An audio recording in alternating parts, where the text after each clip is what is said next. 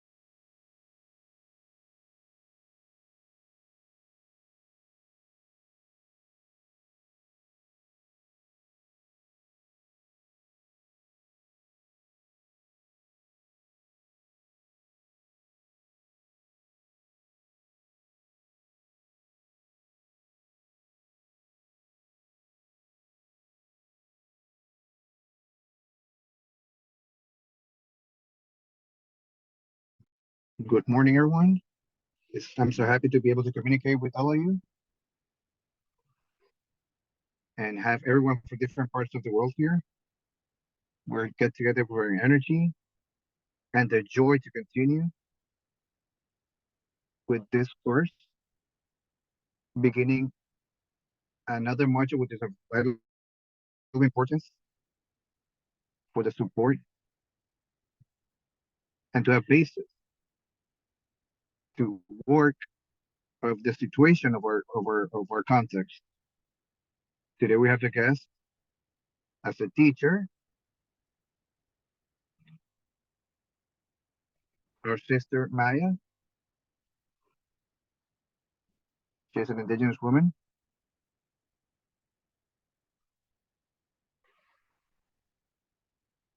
which is from a municipality in Guatemala. She's originally from Cachiquel Maya community. She's a co-founder of a collective of youth that provides training for for development of tools to support the youth. So he has a long run and strong with youth, with women, one of the great contributions she's done as well. So she's part of the Colectivo Celeste de Spot, which works with different organizations for the defense of human rights. She has a bachelor degree in psychology and social work and a master's in political science.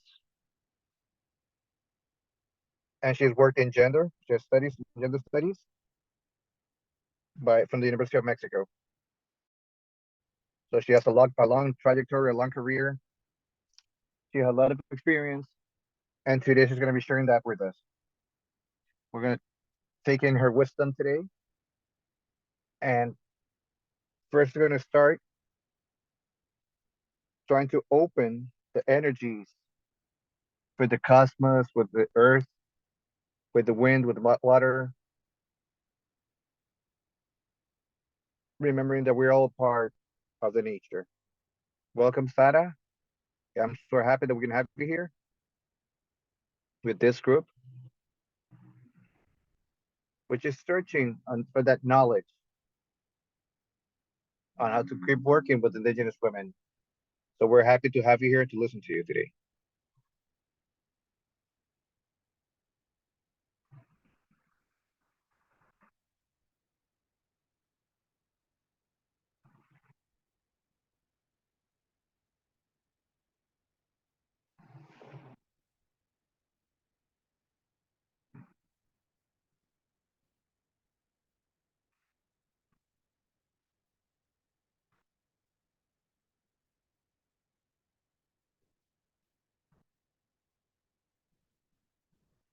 I'm so happy to share with each one of you. I've always made this comment that with this type of spaces, that our energies, I'm pretty sure that our energies are together to be here today and to keep building, and that we can build in these changes that we need for us, for our generations to come, for future generations. And I'm very convinced that women can continue contributing to our society, to a society that has been fragmented, a society that been have seen women and Indigenous women taken out to the side. And I'm convinced that when we have the right tools and right contributions can be different. Our contributions can be different. So today, I welcome you to this space that we have built with FIMI, which have been involved with many people here to make this happen. Very anxious to have this opportunity with this space, with this module that we have today. Like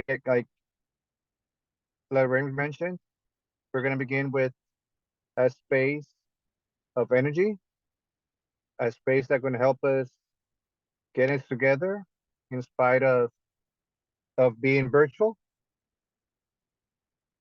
I would also like to invite all that we can do this exercise together. I see some cameras that are on. If we can turn the cameras at least for this space right now, I would love it, so that we can have that see our faces, to see where we are, and get to know each other. It's a pleasure to see you all. It's a pleasure to see your faces, to connect the faces with the names.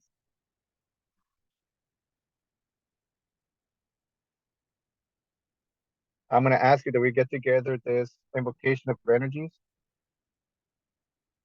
and I'm gonna ask you to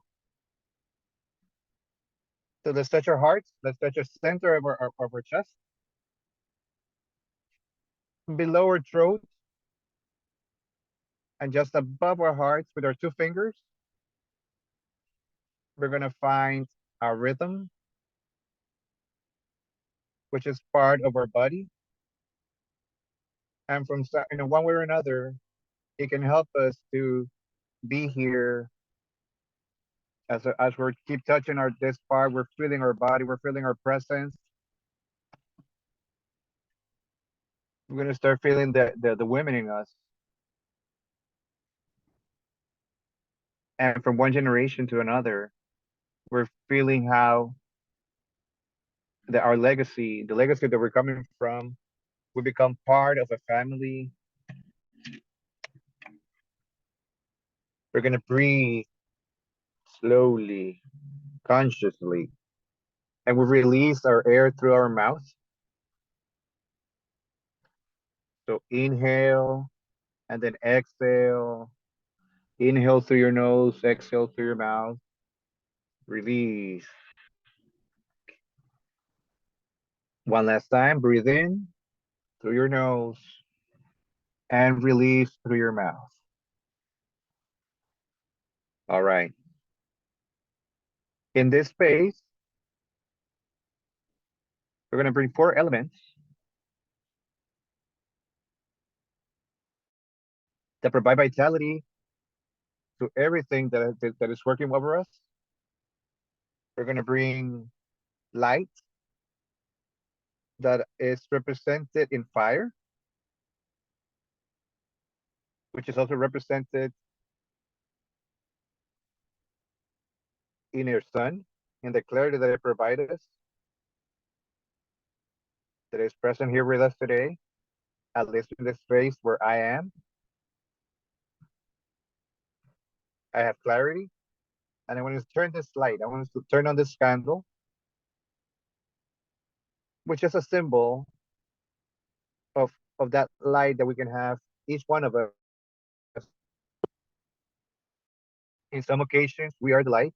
Sometimes that light can be off, or or slimmer, or dimmed. I'm sorry. So what we want to do is try that space to have that light always shining hard, strong. That this shining light is always as a symbol of our person. We all have an energy. We all have the strength, and may that strength be there to keep enlightening other people. Can someone share with us a little something related to it with fire? What fire? That light. How else can we represent it?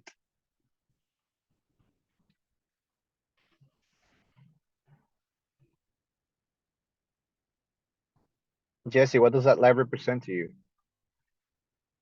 Good morning. For me, it's that spiritual strength that we all of us has.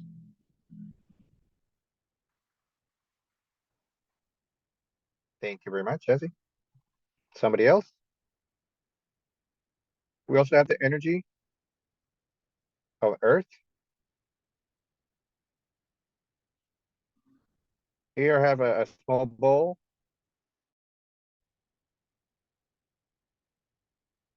where I place Earth as an energy. Have some of you counted how many steps you've given today? Since you're woken up till right now, how many steps have you given? None of you? Well, this is part of the reflection that we have related to Earth.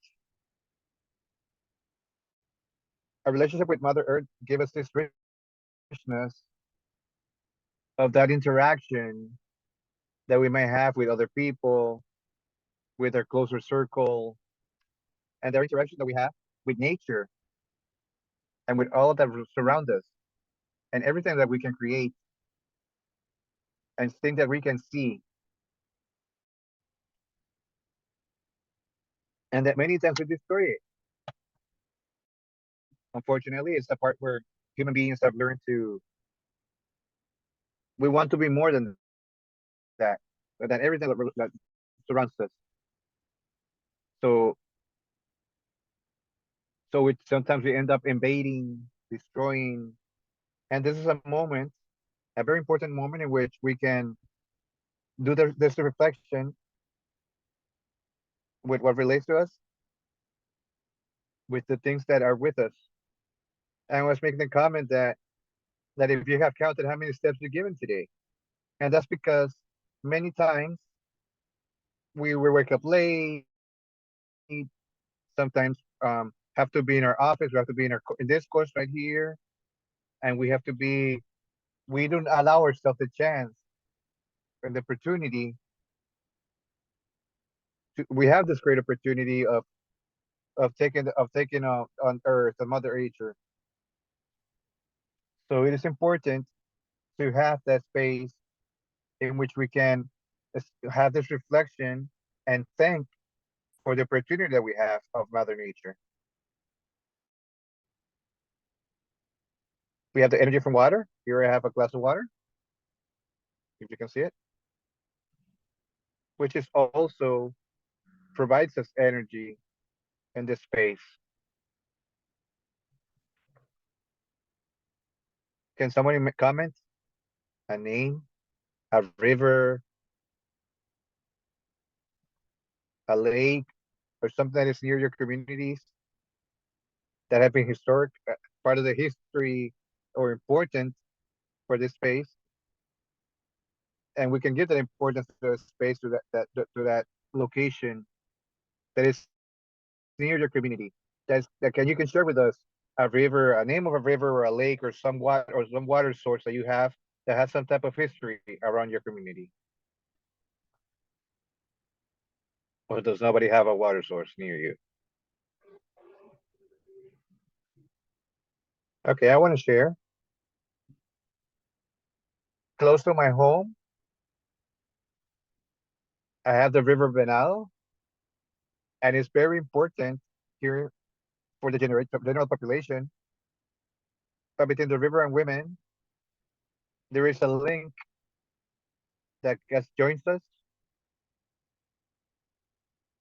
and what it represents for us. Like for example, when we go a wash, when we carry water for our daily chores, when we accompany other women and our nieces or aunts, and we go together, and it's a space that we have to share in that area. So there's a link that is created because of the water source.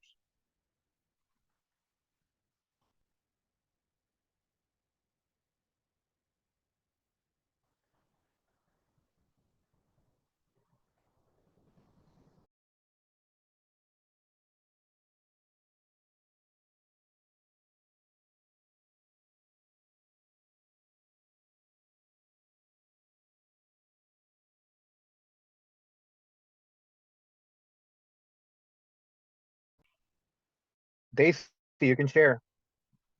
Daisy, you can open up your mic and share. Okay, thank you.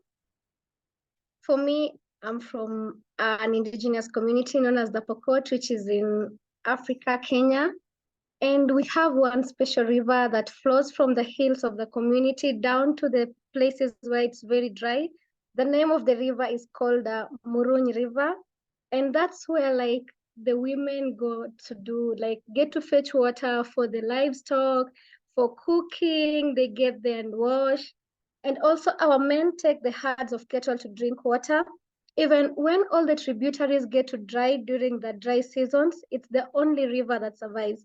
And it's always like a sign of like we have something we get to depend on as a society. Thank you.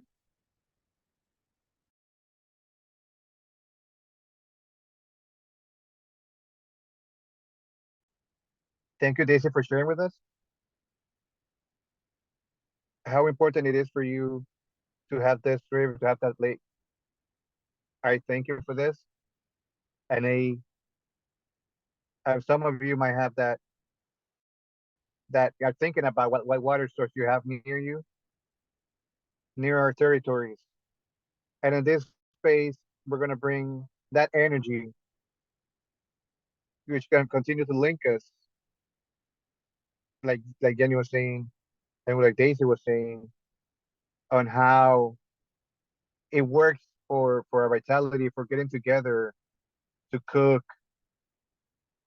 to have that connection with other people, with other women, that serves for our daily thing activities. But also beyond that, it gives us the importance to the fluidity as women. How can we flow in this space in which we're performing our daily activities in our societies that which many times limit us, and we need to continue to transcend? How do we make progress? And how the river flows, that's how we are working. And that's the way we have to search for those spaces for us to keep flowing. And in this space, we're also going to bring the air.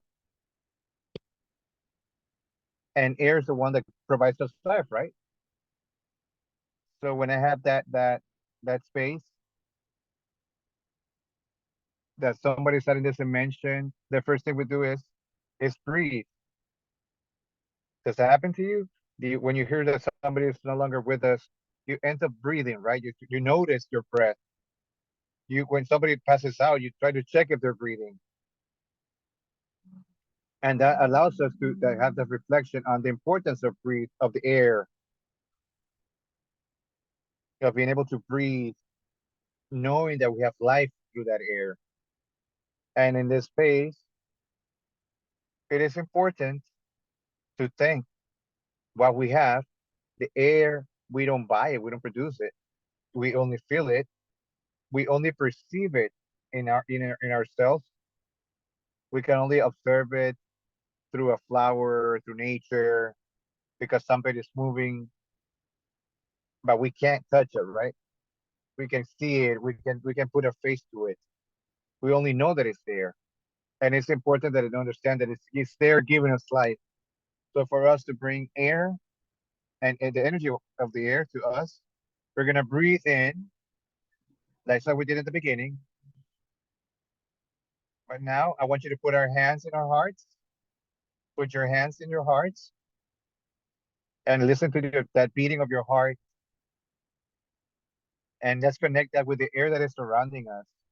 I'm going to breathe in 3 times as a way to thank God, to thank the nature for what we have, and being aware that we are alive and we are thankful for it. We're thankful for our life. We're thankful for our air.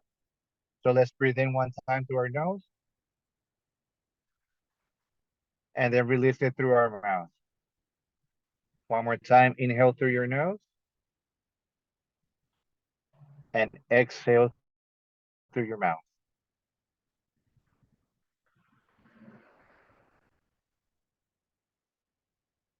Let's breathe in one last time. Inhale and exhale through your mouth. Nice and controlled. All righty. Thank you very much. For Cosmovision, where I am in Guatemala, in this territory, these 4 elements are very important for us. But we also have a calendar,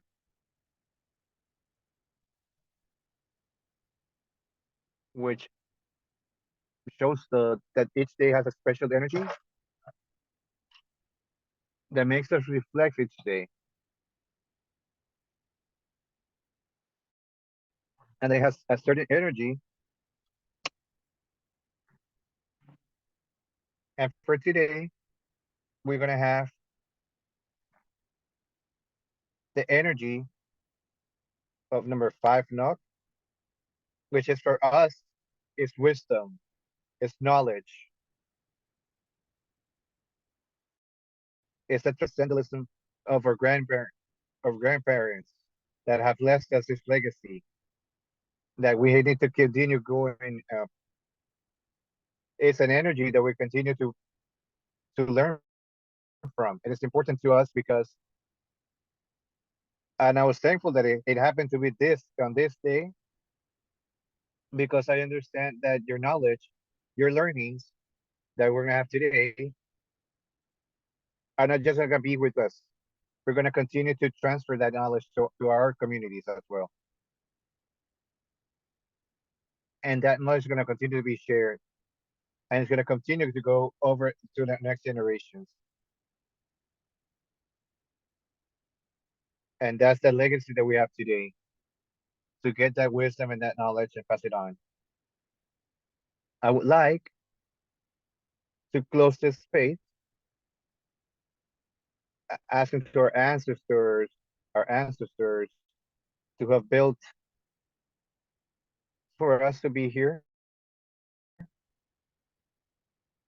And I want to also that in the next session that we have, some of you can share with us and make this opening. Because in each one of your communities, I understand there is some type of different ways to make a connection with these elements, the different energies, and the ones that are creating life. And for Cosmo Vision, it is important to continue to have this knowledge. And this is a political post because to many people, in many of our ancestors, it was hard for them to leave that legacy to us.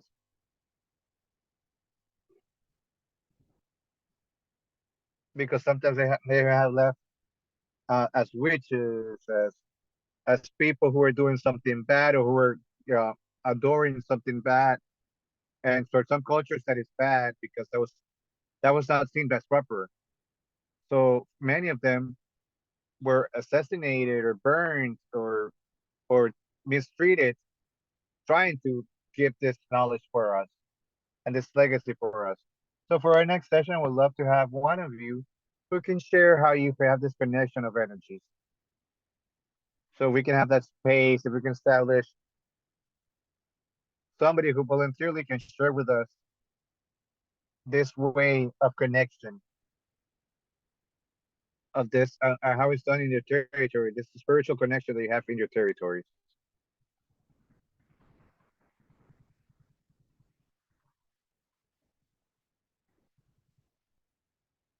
Is somebody willing to participate? Who'll be a volunteer for our next session?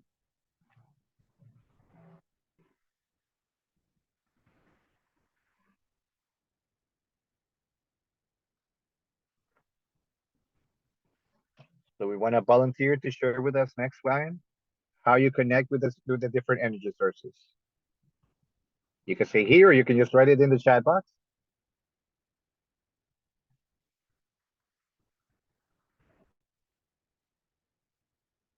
Thank you, Daisy,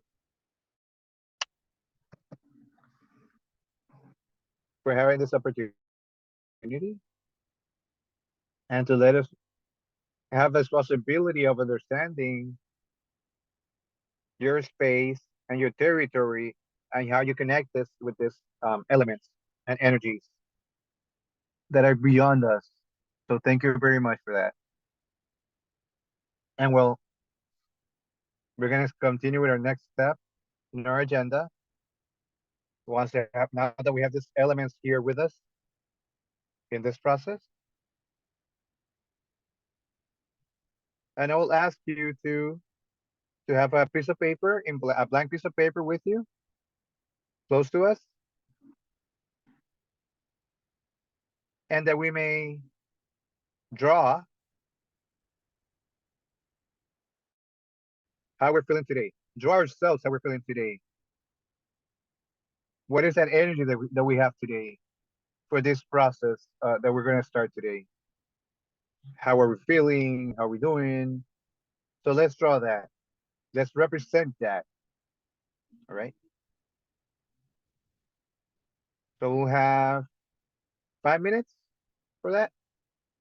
If you finish earlier, that's fine. We're gonna then have a space for you to share. So we can then let's see how we make progress with everyone.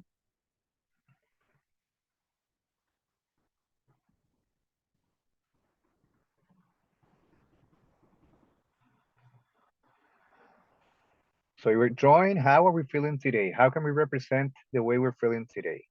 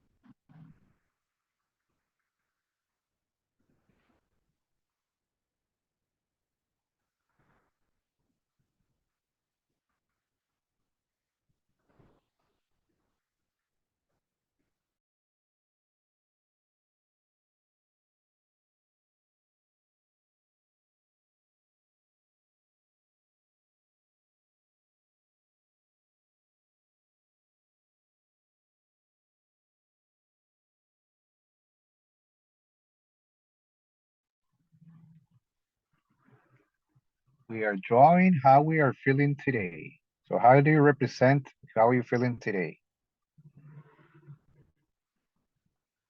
How do we see ourselves today?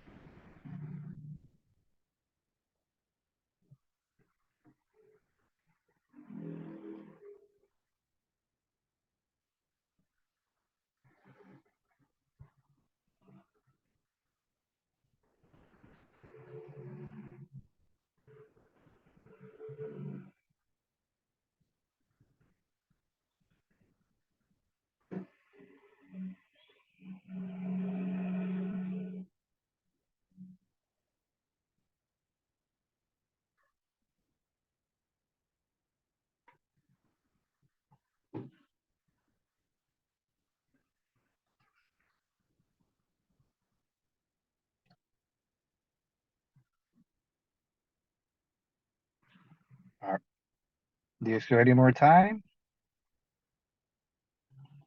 Couple of minutes.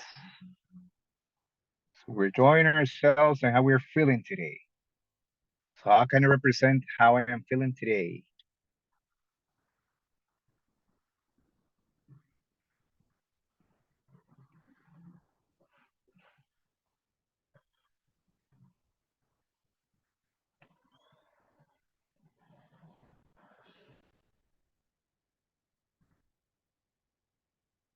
We have like 30 seconds to finish up, guys. Let's go. How do I represent myself today?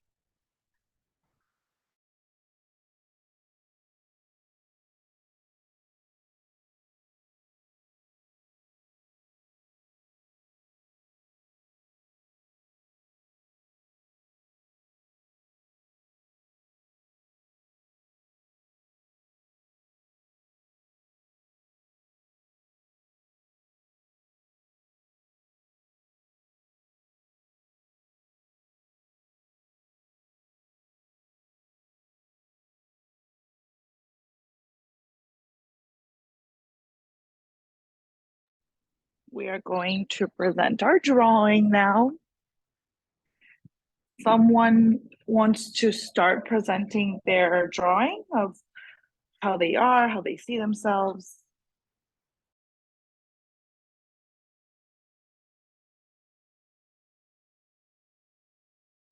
Who wants to start?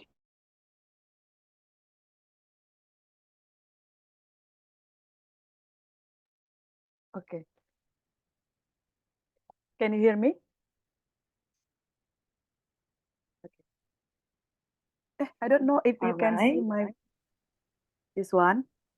I don't know if you can see it. Okay. Okay. I don't know how to. Okay, this one I think right. I don't. Okay. I draw myself, and then the trees and the house. Why I draw this one?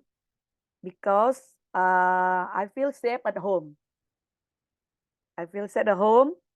I have a safe environment.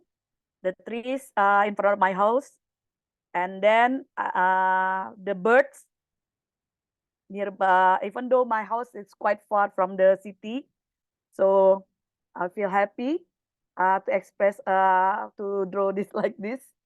And then I can do whatever I want. And then I can walk even in the night without worried. Alone, even alone. I can walk alone in the night. And then nobody disturb me. No one disturbing me. And then what else? I still have good air and good plants, flowers, trees, where I can pick every day. That makes me happy. And then what else? Okay, I think that's all. That's my picture alone here. So thank you.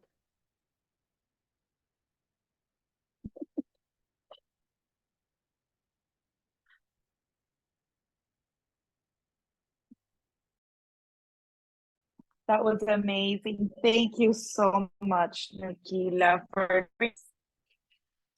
Who else would like to share with us? I would like to share.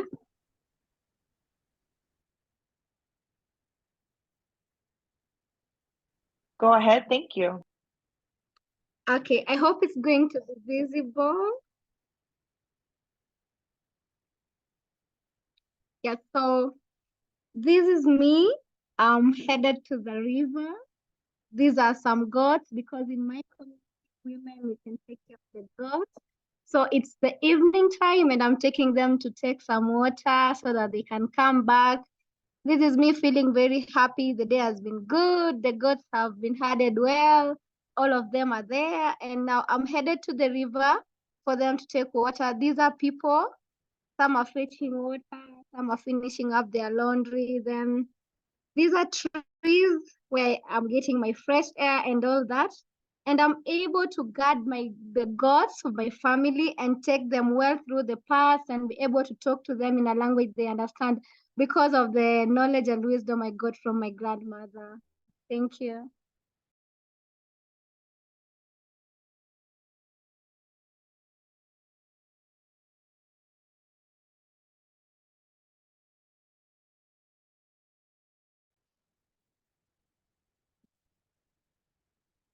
That's beautiful. Thank you so much. Thank you for sharing that. That's beautiful. Thank you. Okay, we are going to hear from one last sister. Okay, I would like Who would also like to to share. join us? I would like also to share. Go ahead, go ahead. I don't know if you can see it. Is it visible? We can see it, yes. Yeah, currently in my area, it's raining very high. So I wanted just to share how grateful we are with the rain and the trees, how they're going to grow to be green. Here in my area, it's heavy rain, but we are praying God to rain peacefully so that we may see how the nature will continue to be productive to us as pastoralists.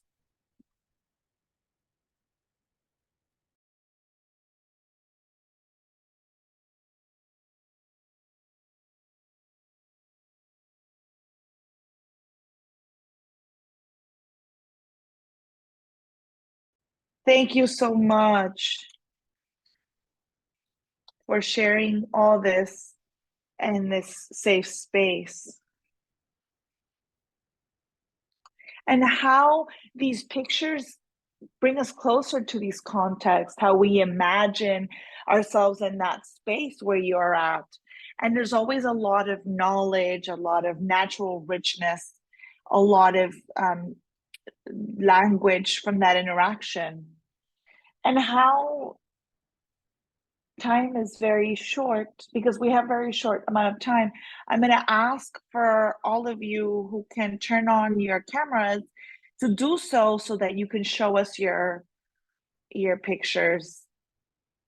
Those of you who can show your pictures in the camera so that we can all see what you created. Wow, this is beautiful. Good job.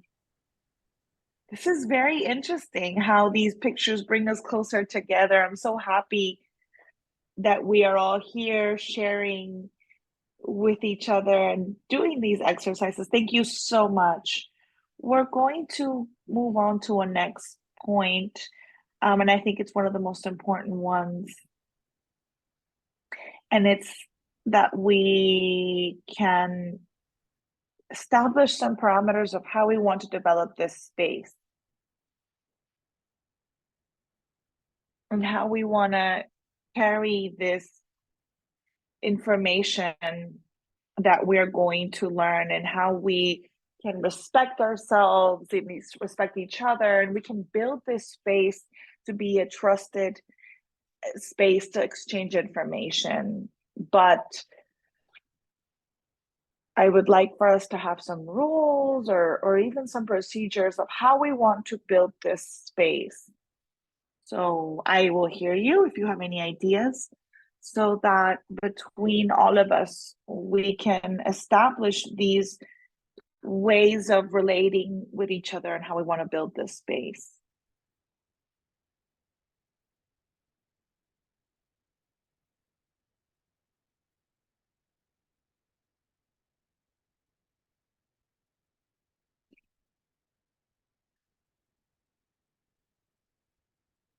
Does anybody have an idea?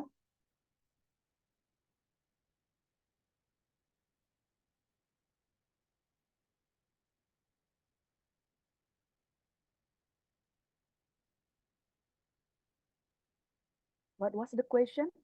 How do we build the place, right?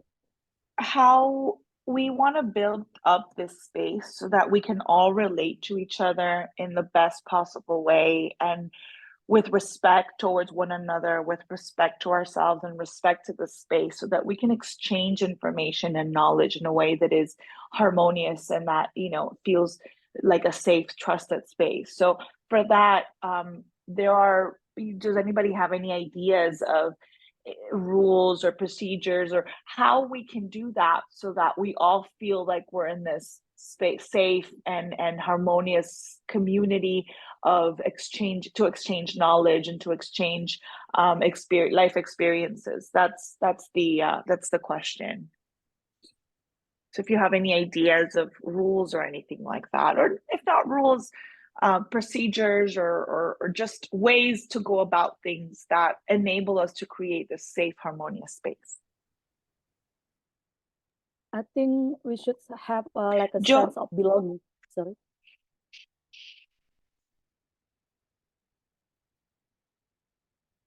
Okay, I would like to answer the question. I think the most important thing, we need to have like a sense of belonging to our, we have to have self-love, our environments, love our environment, love our neighborhood, love our heritage, love our culture. This is the most important. Self-love,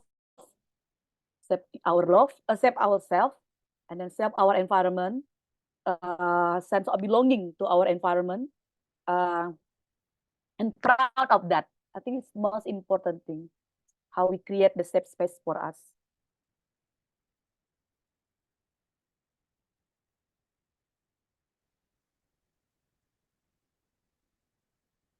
Thank you. I guess the focus of this question is that we can build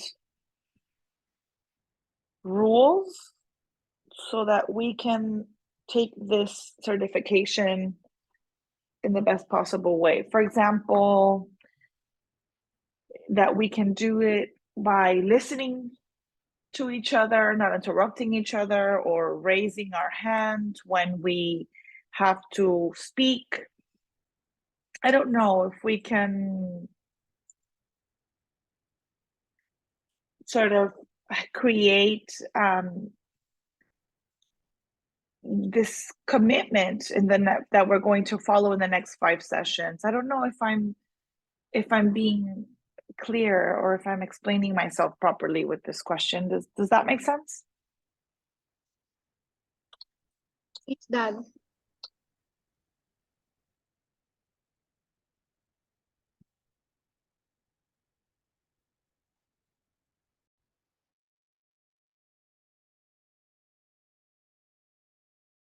Does anybody have any other ideas aside from raising our hand when we want to speak?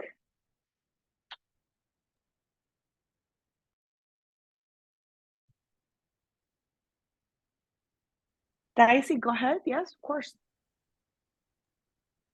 Thank you. I think I have one idea, which is when our colleague or when my colleague makes a point which is contrary to mine, I don't have to shout at the person or speak with a bad note and all that. I think we have to be like, consider each other's point and come to an agreement, not speaking to each other in a bad manner.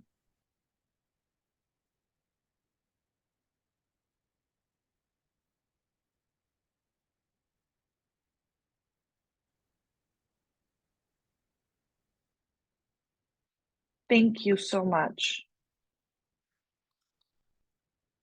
Thank you so much, Dicey. That's very important because aside from the fact that even though we're in the same space or in the same context, our opinions could be different, including a clear example would be what we have in our hands. Or even the example of our fingers. They're in the same hand, but they're different. And that's the way we are as human beings. We come from the same roots, but we feel, act, and are different. And as a result, we deserve disrespect when we have a different opinion. So thank you so much for bringing this to the floor. It's something so important. Flores? Yeah, I think it would also be very important to listen deeply, listen with mind, heart, and soul, and be appreciative of each other's thoughts and ideas. Yeah. More very appreciative than critical of each other. Thank you.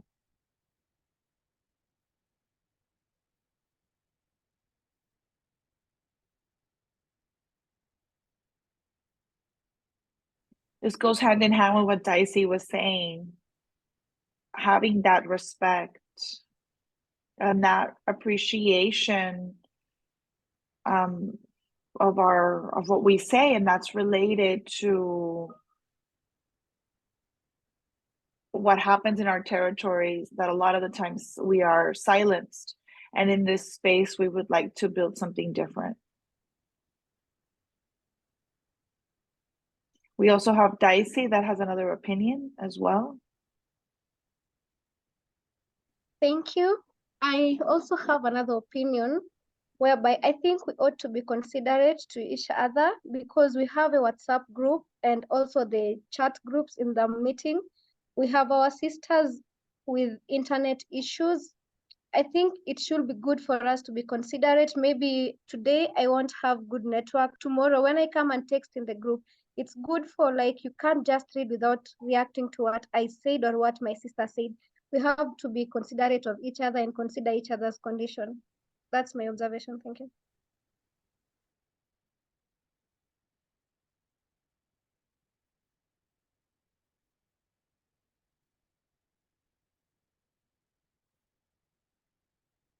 Thank you. We're going to try to read the chats and have this chat's space, be mindful of that space as well.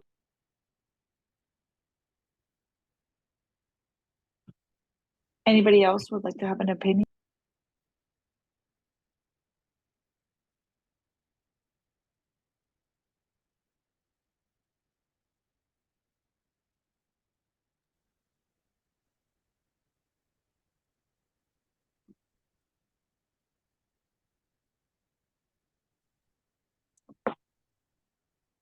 Okay, so we have 4 rules.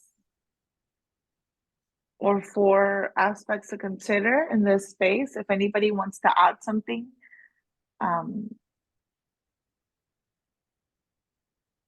it's very important that we have a sense of belonging in this space, and I feel that's super important. And that way we can build. The other point is to speak from respect. The second one is to be able to hear ourselves from our soul, from our mind, appreciate ourselves without judging ourselves, and appreciate what our sisters are feeling. And finally, that we're able to be considered with the sisters that have bad internet.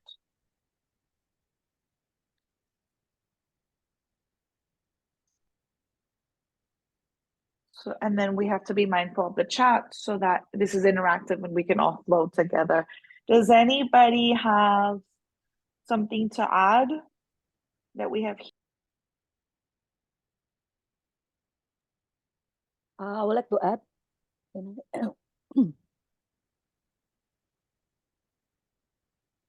Very important to be focused during class and to have that concentration. Sometimes it's hard because we're home and because we're not 100% maybe focused, but if we can be, then it'll be important. There are other aspects in the chat that I'm going to read out loud. Give me 1 second.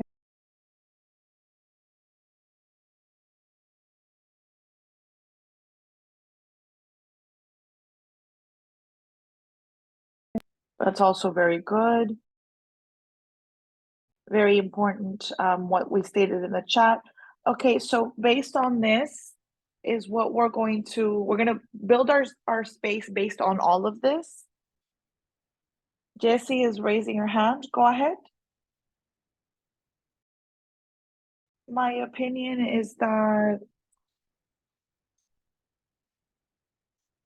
we have to try to have the space be safe and that we are able to express our opinions and how we feel so that we can all share a diverse dialogue that is enriching based on the subjects that we're going to broach.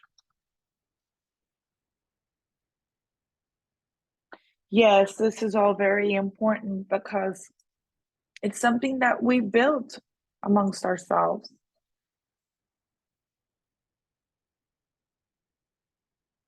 And how we are open to find ourselves and build, socialize also from a safe space. Thank you, Jessie.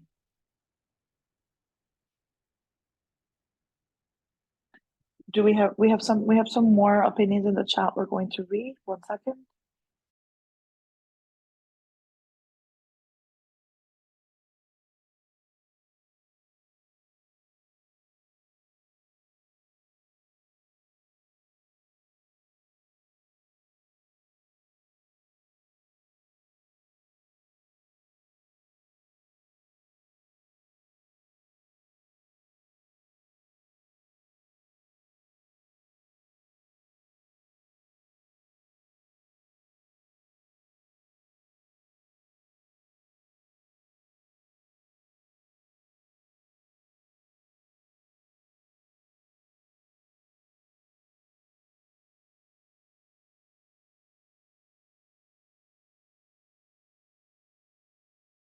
Excellent comments on the chat. Thank you so much for each of your recommendations. And so based on all these recommendations, we're going to build this space.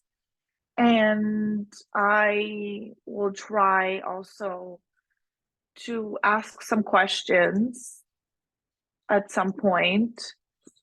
I will name you or ask you directly so that I'm not the only one speaking. We can all share.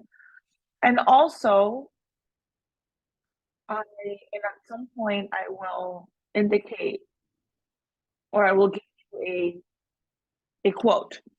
I will say, for example, the chair is hot. And when I say the chair is hot, you stand up. You walk around a little bit and then you sit again.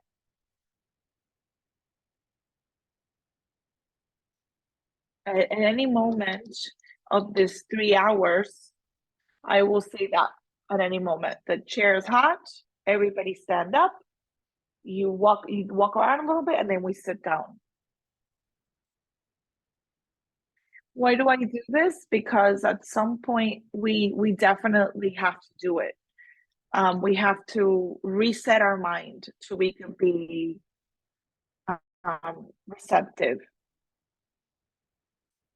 And I will mention some names sometimes too, so that this can be interactive. Is the seat is hot dynamic, was that clear? Yes? Okay, we're going to start with a topic that is of vital importance to be able to know the history of the human rights of women. In this space, we have been asked to talk about general recommendation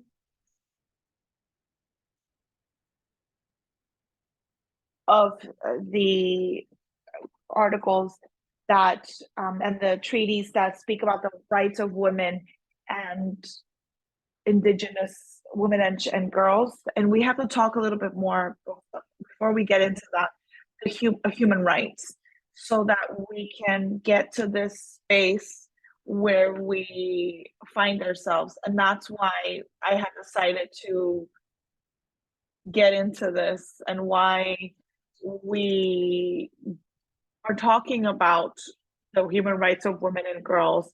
It's because we need to understand who has opened this gap, how this has been built.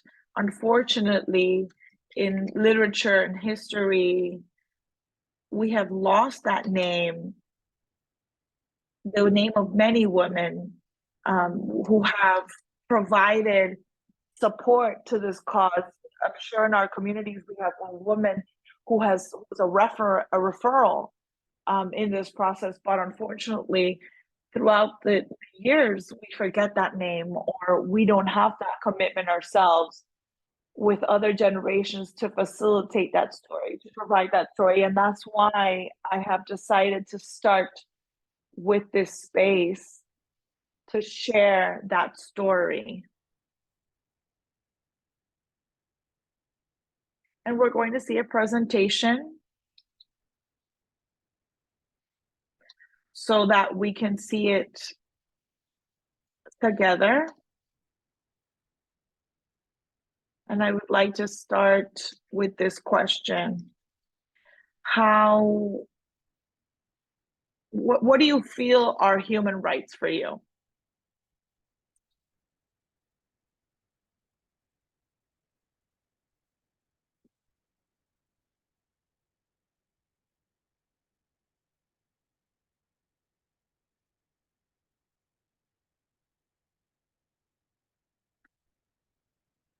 Anybody has an idea of what human rights are?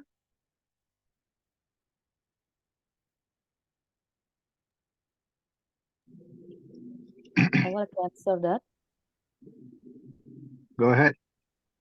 Yeah, human right is inherent since we were born to this world. So like it cannot be denied by everyone. So including our right to food, right to have a healthy environment, right to do right to what do you call, right to express our opinion. So this cannot be denied by anyone. It's inherent to our life.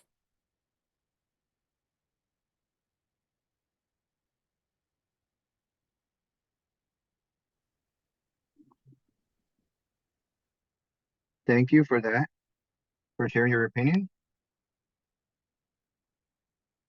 Where you make the reflection, since we are born, we have these rights. You mentioned some of them. Somebody else wants to have an opinion on this?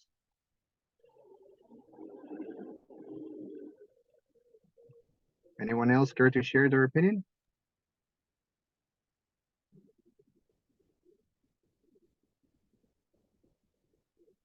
Can I share my opinion? Yo quiero compartir mi opinión. According to me, human rights are any acceptable actions that can be done to a human being from the day someone is born to the day someone dies. Yeah.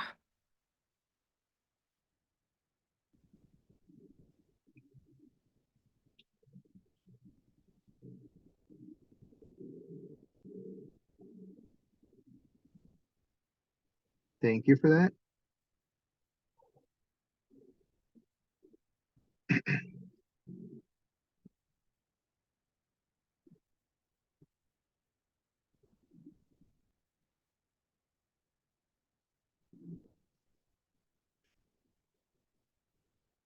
So here's a few appreciations of what human rights are. As that's what you already mentioned.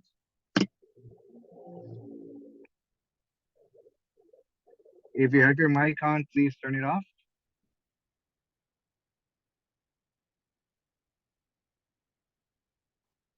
Here's some of the human rights that we have. There's many perspectives around this. And that they're all valid. They're complementary to each other. I want to say they're fundamental rights that we have for human beings. And they are guaranteed that we have as human beings.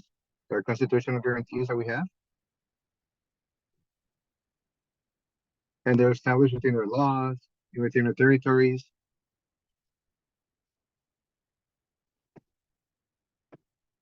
Some say that human rights are it's meant for us because we're human beings. Some people mention that human rights they are part of our or start to flow from the Declaration of Human Rights by the United Nations. Other opinions tell us that rights have the rights that people have in the territories of each country, according to the public policies, through the constitution of each country. And other people say that it's a code of conduct that we have. So each one of these visions complement each other, and each one give an access to the other one from a space, from an environment, from the context. And we can keep on adding to the different opinions that we have around this on what human rights are. Including, we can continue to talk about things that are that in many occasions tend to be seen from a masculine perspective, or from a perspective where certain populations are excluded, especially the indigenous population. So how do we introduce ourselves, our own narrative, and how do we see and construct what are human rights from our standpoint?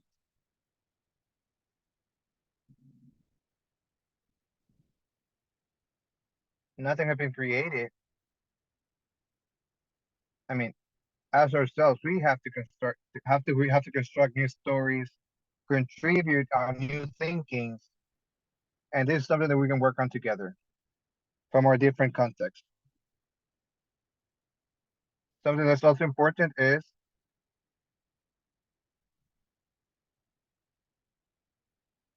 that it's something that's being built from the rights that are in our territory that are being broken. And it is important. How can we defend those rights from a standpoint of women? And many of the things that we have done so far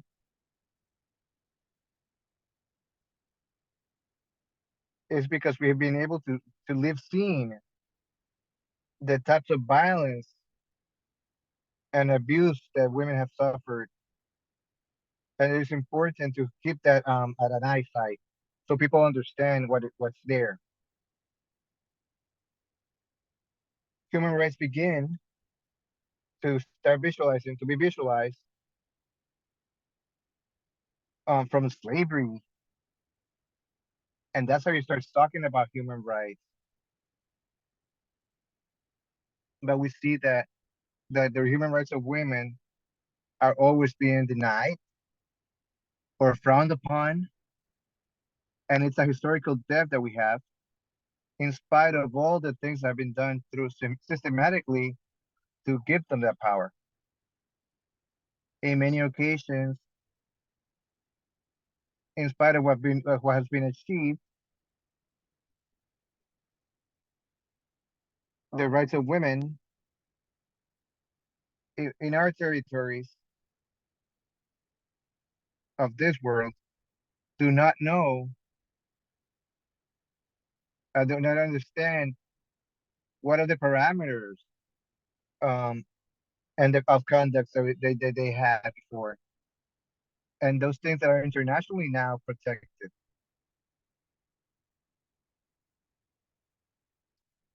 Because of the same it's the same women who are starting to grab that space and construct the different dynamics to allow this rights to be seen for everyone. Like you mentioned a few minutes ago, human rights are indivisible. That means that they can be divided. I can say for some people you're only allowed to do this, and for other people you're only allowed to do that. You can't do that with human rights. And when we talk about being inalienable, it means that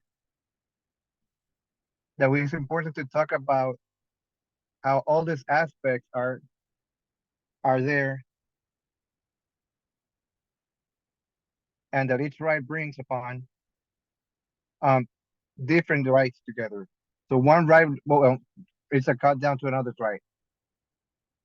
So they're universal, and they must be understand from a perspective from gender, because somebody will not be talking about human rights, but of the rights of men.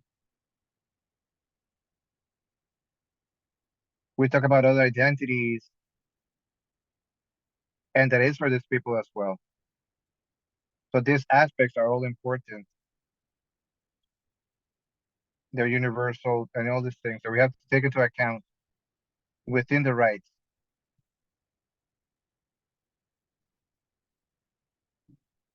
In other occasions, we talk about how important, from the perspective of gender. And when we talk about this perspective, to consider the conditions and situations for those rights to, for the women, for those rights to be protected, guaranteed. So we have to make sure that we get that approach as well.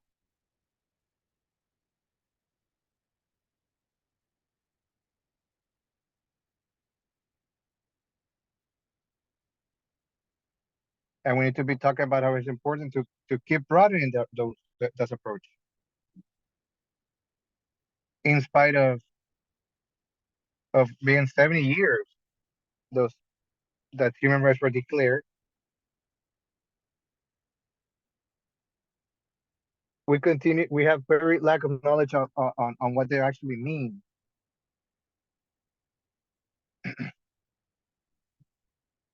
We're still trying to talk about that comfort, or from that perspective, of a male perspective. So we need to start making that shift in the mindset. Human rights, well, the rights of women. What do you think? Human rights for women. Do they exist? How are they applied?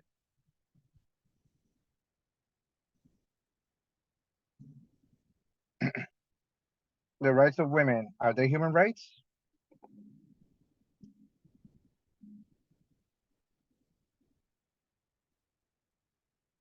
Yes, I feel that they are human rights.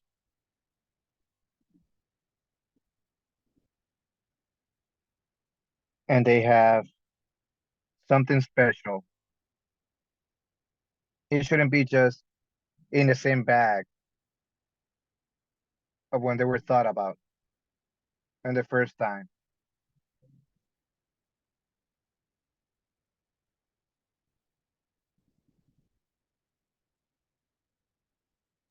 Angela tells about something important and how they should be seen, or how they were seen when they were first created.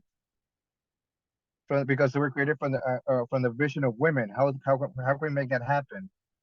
And how do we start introducing topics and concepts on how they start evaluating the human rights, and if they were really implemented, or being implemented by governments or by systems, from the they're included in the policies, other norms that protect it, to make sure those rights are in the territories. And from the beginning, are we human or not? Are we to be taken into account? And unfortunately,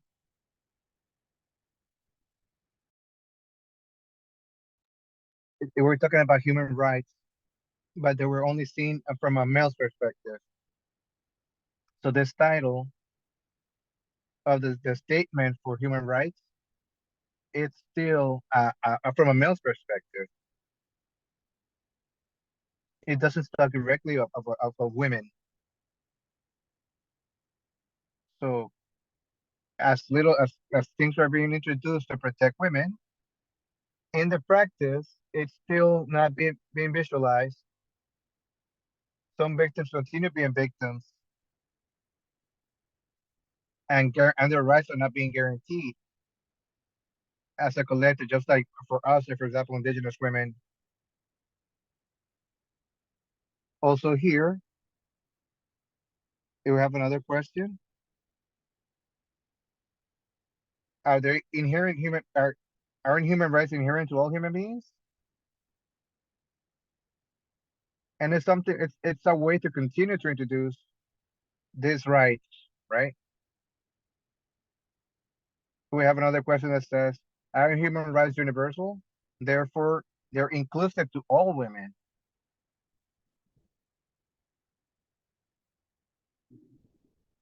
And some people may comment that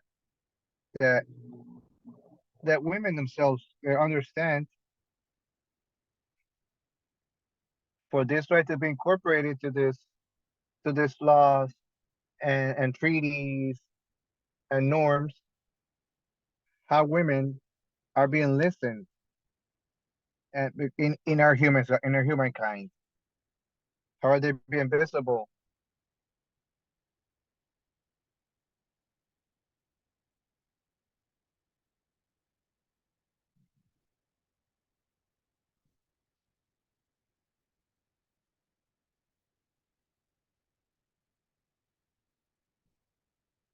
For many years, it was talked about generating the spaces. There were certain dynamics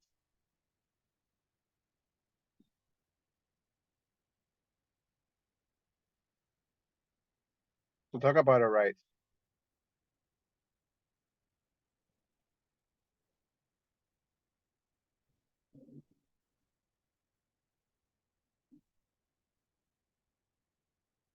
That notion was being a part of human rights,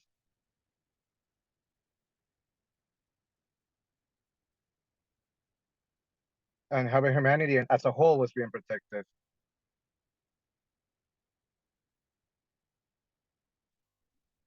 Six key aspect that we find.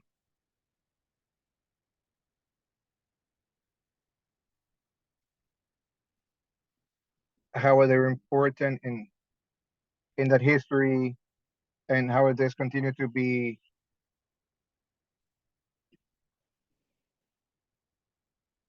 how can they be introduced?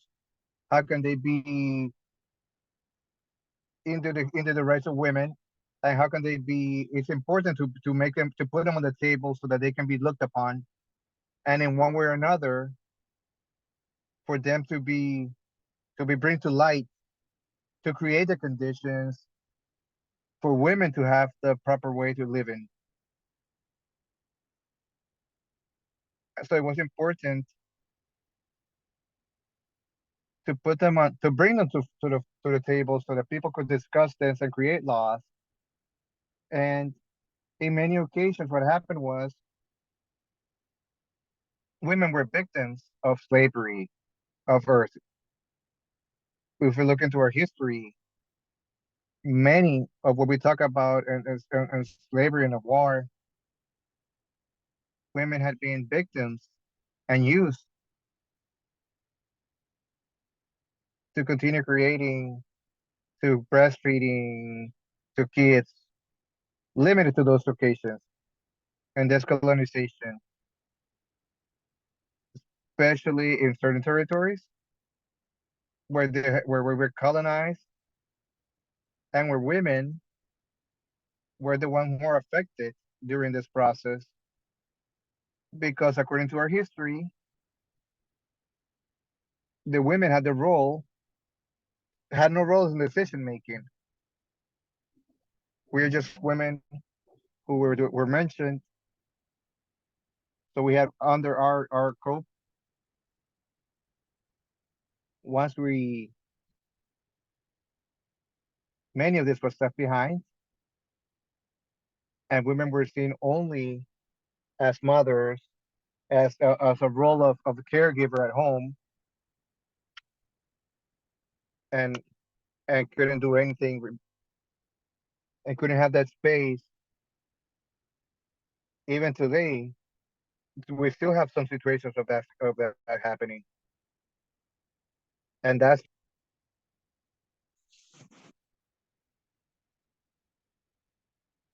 those rights of people. It is important to talk about human rights, especially in the United Nations after World War II, to talk about of that protection for women, of that need to protect the human rights of women, of men. And it was important to talk about of that letter from the United Nations in 1945 that talks about of the human rights statement for human in 1948.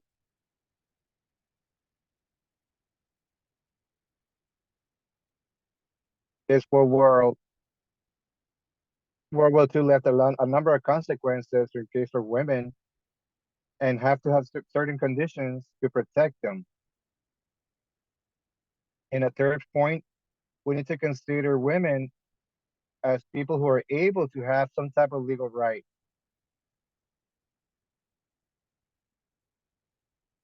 and that have to be taken into account. And when we talk about this perspective, we talk that it's important to take into consideration sex and their gender, the race, and that we're all different. I talk about how we should be legal owners, and the same when talk about parity with men.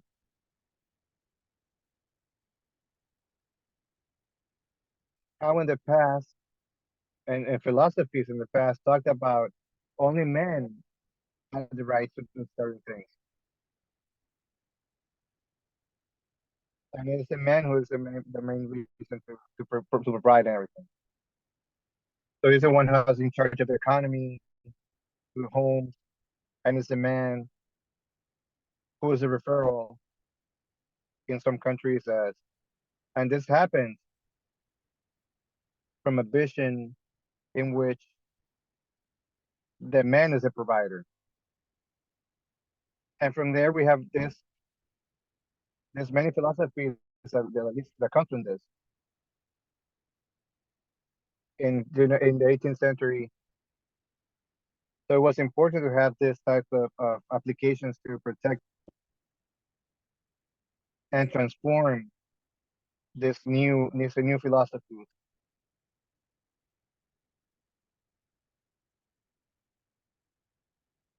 We also talk about how important it is to talk about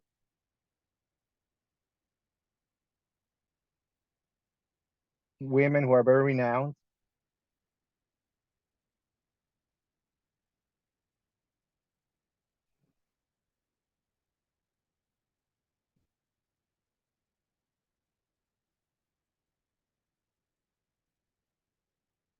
We talk about Mary Wollstonecraft as just one of the person who fought for the legal rights of women and just actually participate with the men.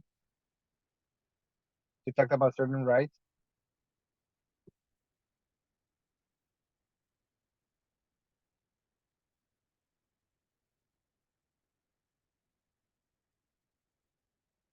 And they challenge this perspective, and they talk about there are very important books about these people as well, who make a whole research where they talk about how they're feeling, what they were living in those times, and how important it was to have these visions and this conduct that were important, were because women were mistreated back then. Other key steps that we have is in history is to create these women trends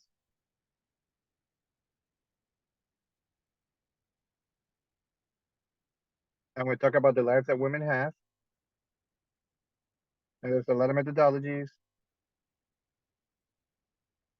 that talk about the importance of speaking of human rights, or private standpoint, and how we do for women to have the respect in private spaces.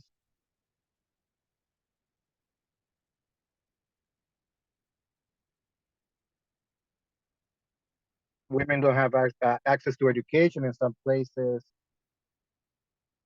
access to health, or even access to a worthy job, or access to participation as a whole in society and take decisions. So this currents that talk about this importance, so that women are not only seen as a woman, as the wife, as the one that's taking care of kids. And there's many trends like this that talk about those rights that are important for women, especially for Indigenous women.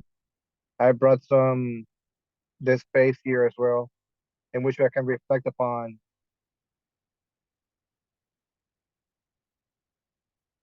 how we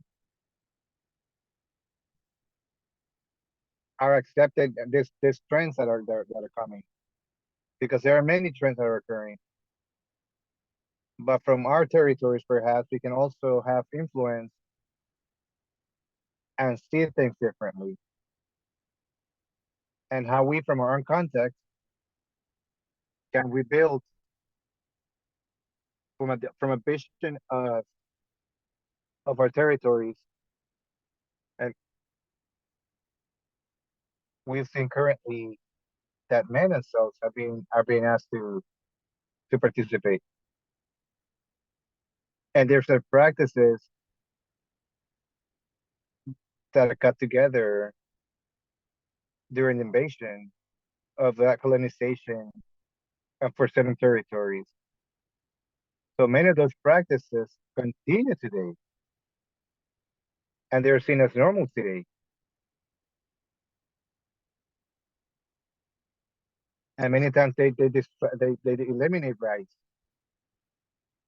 And so how can we start building these new trends, these new currents that allow us to have a presence and allow us to defend our rights? Guess here in Guatemala, it's happening to us.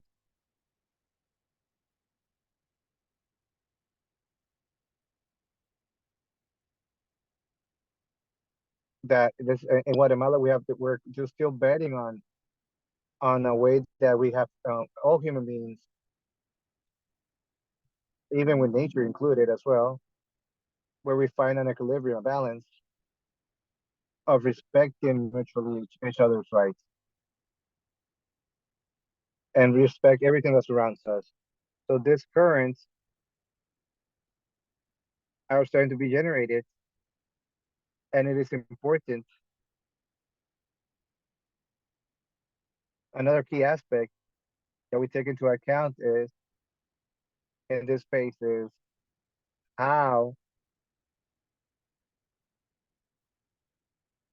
can we still be thinkers and change paradigms and talk about our rights? And one of those has been from sensitive gender, of women being that we feel, we think, and we also conceive ideas from a district perspective, and that we want to be included, inclusive, and be respected from all our rights, from whatever disability that we might have, of those practices that are from religious practices that we have, and this also create a twist from the human rights that we have. So these are some aspects that we take into account that allowed a starting point to discuss the human rights of the indigenous women. So that's what I was saying a few moments ago. It is important that in this class that you can create research. If these women have this aspect present on the table to talk about human rights for women, how can we not also be able to discuss this and create trends that allow us to talk about our human rights from our own context as indigenous women? Through history, we can see later on how indigenous women started to work in these spaces to be able to talk about different aspects that were to talk about about the indigenous women. So this is an invitation, and it's important to be something to be shown in our space right now. So we'll have a space, a small break.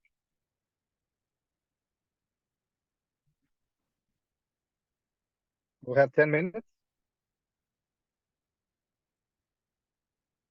But before we do this, we're gonna have this question. Do you have any questions, any comments? Something that you want to talk about from your space before we go into our break? What are your thoughts around human rights and human rights of women and human rights for indigenous women?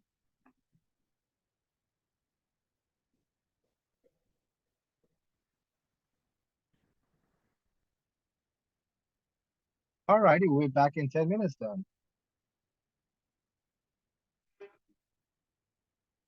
8:43 then. Take a moment to stretch yourself, have some water, get some coffee, get ready, and in 10 minutes we'll be back. All right? Thank you, everyone.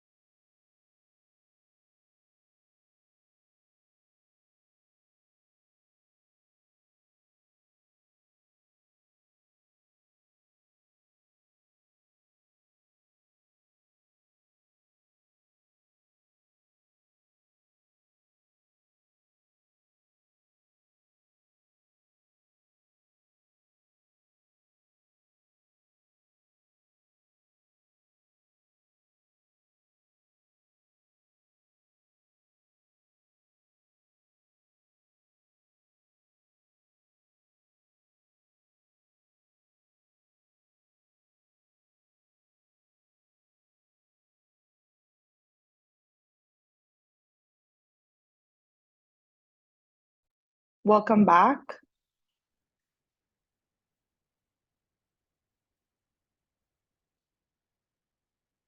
I hope you all had a good coffee.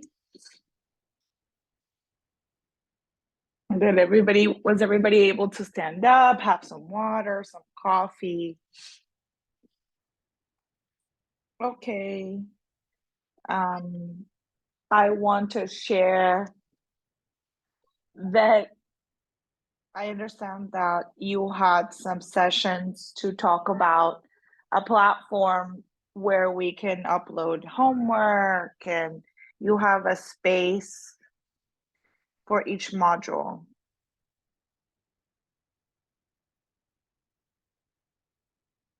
And we want to share that there we have these materials through these presentations. And I want to share that there, where you're also going to find it in English.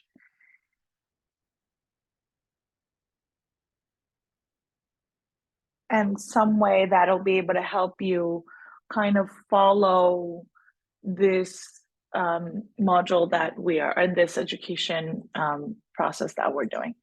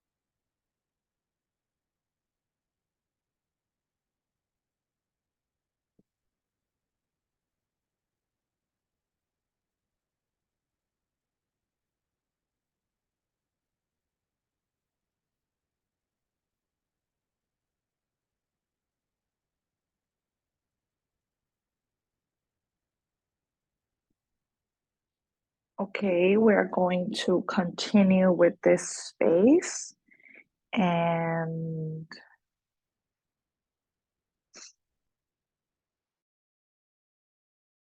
okay, we're going to speak about some important aspects that we've had in United Nations. Give me a second, please. And it's that to be able to speak about the importance of the human rights movements, we have had some important milestones in history. And one of them has been the World Conference of Vienna, which was developed within the framework of the importance of these rights.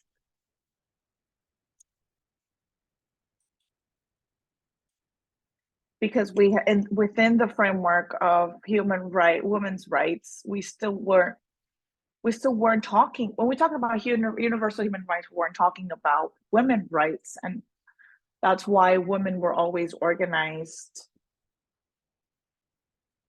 so that we can talk about this, we can include women's rights. And one of the important landmarks was the convention, the Human Rights Convention in Vienna. And we did this to be able to cover some of the demands that were 4 main points. So the first one was to be able to speak about the principles of equality and non-discrimination, where women added this important recommendation mainly because mainly through United Nations we could have this into consideration. And when we speak about equality, we are talking about human rights of women and men. And when we talk about non-discrimination, we talk about how do we guarantee these rights in a way that is equal without any discrimination, whether it would be because of gender, race, sex, and any other aspects that we could be speaking about. And that way we were able to speak about these rights. The second important aspect is to speak about the states and the governments were able to recognize and respect and guarantee these rights. This means giving a name and a face to whom these rights need to protect. Because we speak sometimes about these human rights because we don't know who guarantees it and who can evaluate it. And it was important to name and to give a face to who these people are or who are obligated to guarantee and protect these rights. Another of the help that, or rather something else that women of this Convention of Vienna achieved was to create mechanisms, legal mechanisms and political mechanisms so that these could be applied in our territories, and that we're able to provide some feedback on what was built. And also talk that a lot of the times it is governments and states that those are the ones that regularly violate our rights, and there needs to be a responsibility as to why. A fourth aspect that's very important that women added so that we can continue respecting human rights of women is that there is a need to identify at an international level to speak about these issues, because there was women were claiming their rights, and it was important that there needed to be a way to guarantee their rights, and a lot of these, and in a lot of cases were violated. But also because we had other needs that, as a condition of women, as our gender, we made us different, and that we had to add to that as well. During this space, there was also an important aspect, a political aspect, that to this date we are still claiming, and that is in Vienna, they started to propose spaces to create awareness amongst the population to speak about the violence against women. And on November 25th, which is the day that celebrates nonviolence against women, and this is a political act that still exists, and there are different campaigns where we create awareness for other people about this. We have the day of human rights, which is celebrated on December 10th. And this is something that we achieved because of women. We also are speaking about some actions that we had precisely to be able to continue talking about women's rights. Some aspects were very important and they were discussed and mediated and negotiated during this time within the United Nations. And it's to be able to incorporate in most treaties that we could talk about the word, or we could incorporate the word gender, because it refers to the differentiation that can exist between men and women. And here we see some names of women that were able to promote this in order to be able to guarantee this and make sure that it was possible to incorporate it in these national and international treaties. And we have, for example, Minerva Bernardin, which was one of the women that was promoting this. Some Brazilian women like Berta, some Mexican women, some Venezuelan women, for example, Isabel Sanchez, some Uruguayan women like Isabel de Vidal, which are from our territory. They're more from our territory. And you can even research in your own continent, what are those women that were participating in this negotiation that was done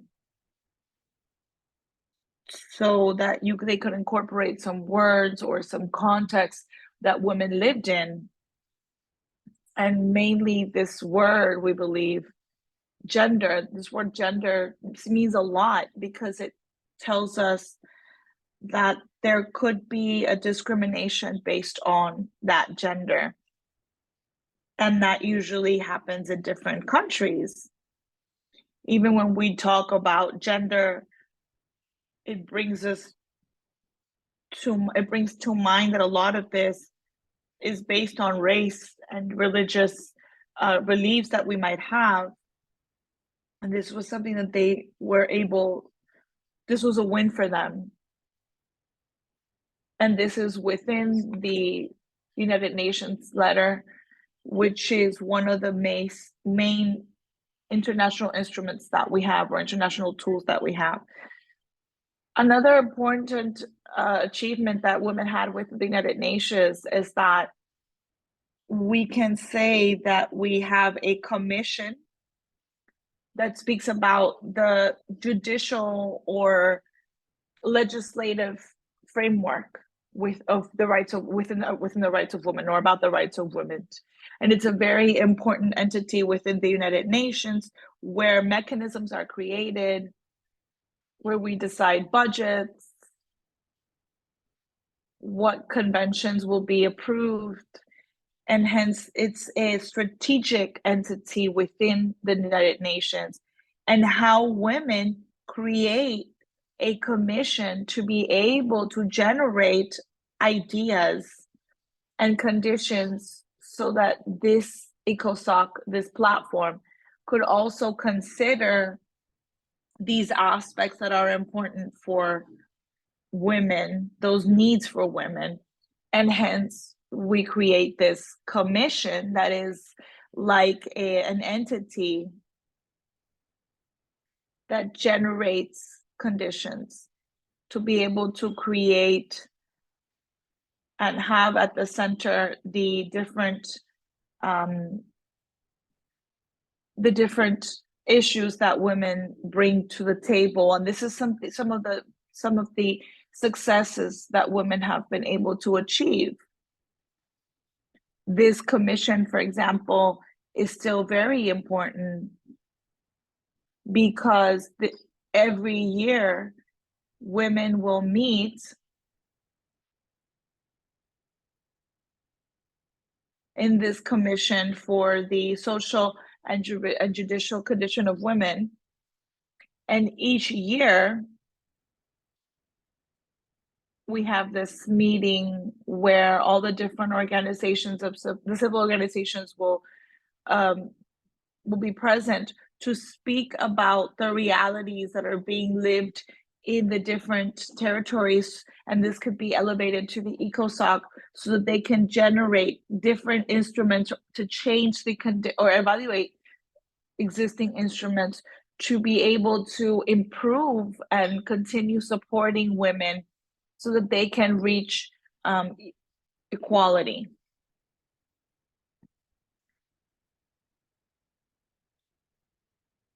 The judicial and social condition of women was a commission created at the beginning within the United Nations and has been historical to date, and we believe is very important. In 1979, we have the Cedaw created, which was something that women were already pushing for in different forums, but finally it is analyzed and approved in 1979, precisely by over 180 states that approved this convention for women. And just like Alda Pacio says, that this is the most important ratification letter because it's one of the best international instruments regarding women's rights. But apart from speaking about women's rights, it talks about what are the responsibilities that states must have. So this is a huge achievement of women to be able to create this framework, and probably this letter of human rights probably excluded women. But here in Cedaw, you can see that we bring it to the forefront and we create different conditions. We can see that women not only are about to be women, to be mothers, but we can also create other conditions in our territories and have spaces to make decisions. Finally, we have the first conference in Mexico, which was one of the biggest contributions of women. And in 1975, this started to generate in this space. We started talking about Cedaw. We started talking about the importance of declaring women as humans with rights. This was one of the first steps that we made. And there was a second conference, which goes within the important landmarks or milestones, which is that in 1980, this conference was organized. And the idea that women had was to be able to evaluate that which was already achieved. If women had conditions for the rights for work, for business, for health, the right to livelihood, identifying with a specific community within a territory. They also spoke about how through this conference, we spoke about equality. And it's not just that equality of conditions, but also the equality in decision making, in conditions, in creating and recreating from the vision of women. A third conference, which was the conference in Nairobi. This conference also was important in order to create strategies that were oriented to have women be considered to create strategies evaluated in the year 2000. If we look closely, there were 15 years where women were able to establish some parameters to achieve equality within women, equality amongst the men, equality within our communities. We're different, and hence they also wanted to create strategies to reach equality within women themselves. So in this space, we called upon women so that they can continue moving forward, claiming their rights. But an important aspect was that in this conference of Nairobi, they spoke about fertility of women and the reproductive rights of women, which is still a historical debt to this day, meaning that women from 1985, we were already talking about these rights, and to this date, these have not been guaranteed. For example, in Guatemala, there is still not a law that will guarantee reproductive rights for women in hospitals or clinics. There are no conditions for women to obtain medicines due to an issue related to their fertility, or a lot of women are discriminated due to their sexual orientation. There's a lot of situations that are still happening that we have been fighting for and talking about since 1985. And for this to become an international law that could help, that could be true in all the different states would be amazing. We have a fourth conference, which is the Conference of Beijing. I can imagine that many of you have heard or maybe have even participated in these spaces of how the Conference of Beijing creates a platform for states to continue being obligated to be accountable for what's happening with our rights. But this platform of Beijing that brought together millions of women to talk about the different contexts in which they were living in and how they were facing several situations.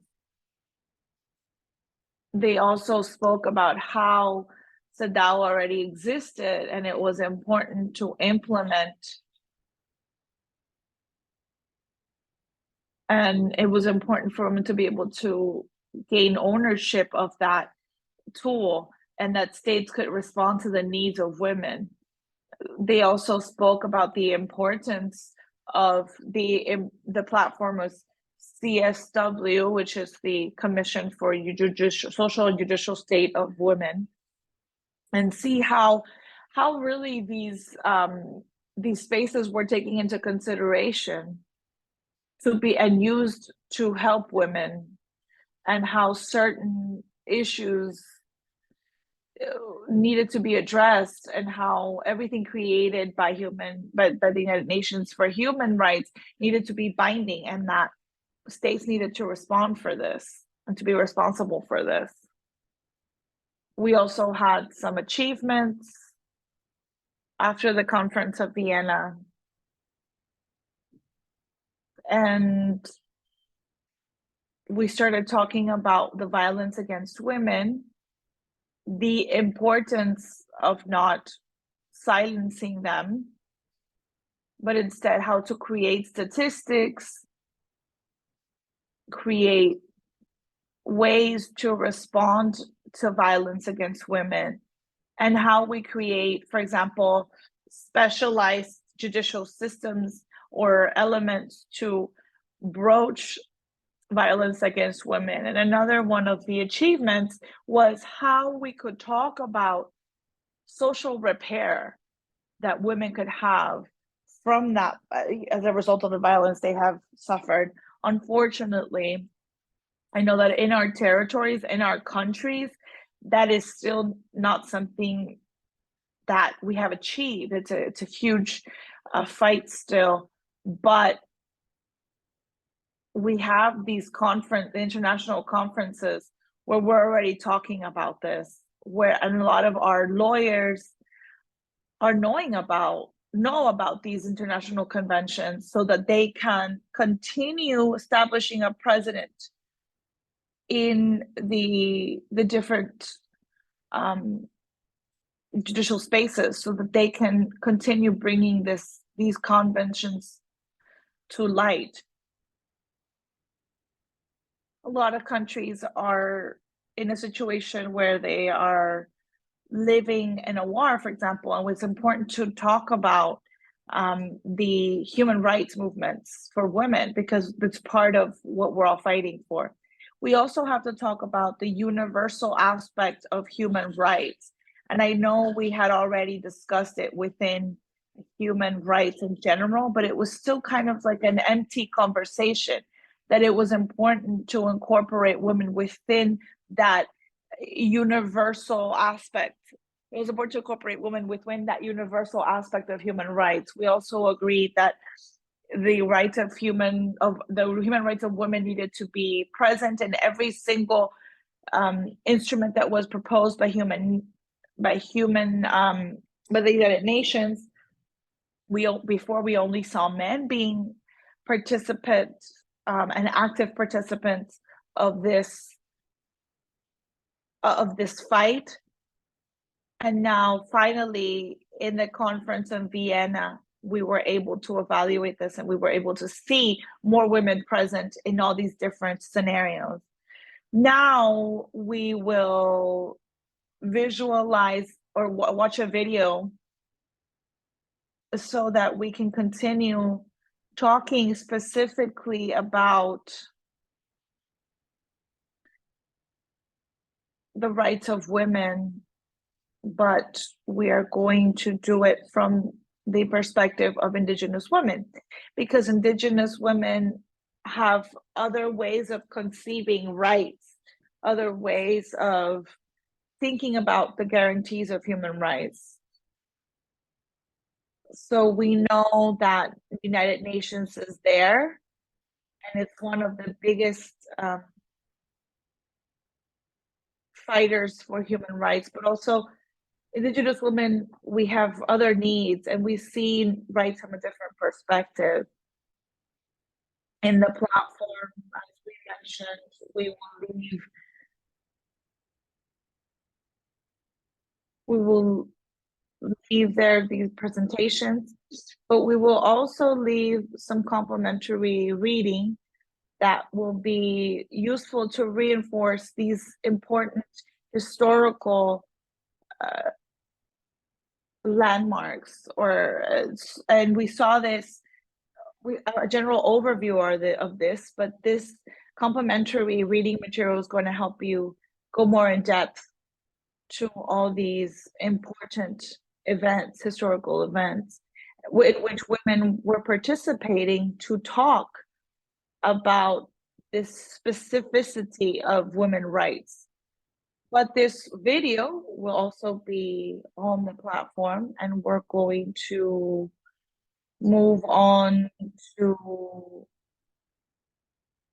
project a video. And the idea is that after the video, we can set up some groups. I'm sure the organizers, Dunin, is going to help me to divide the groups according to the regional context, to be able to analyze these rights. So I'm just going to share my screen.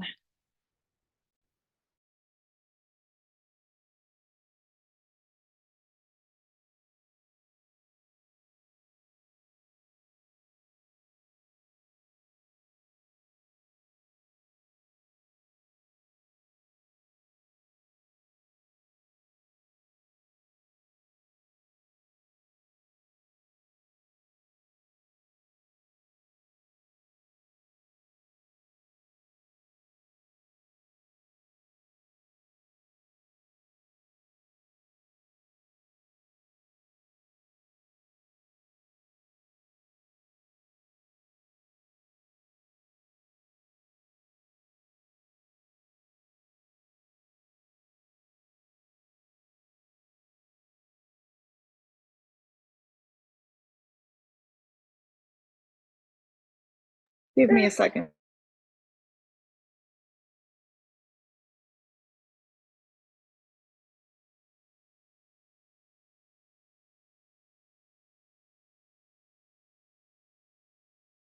My internet connection is also slow.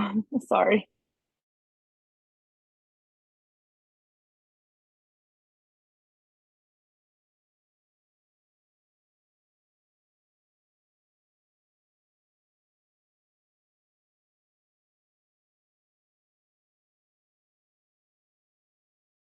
I think it doesn't want to participate today.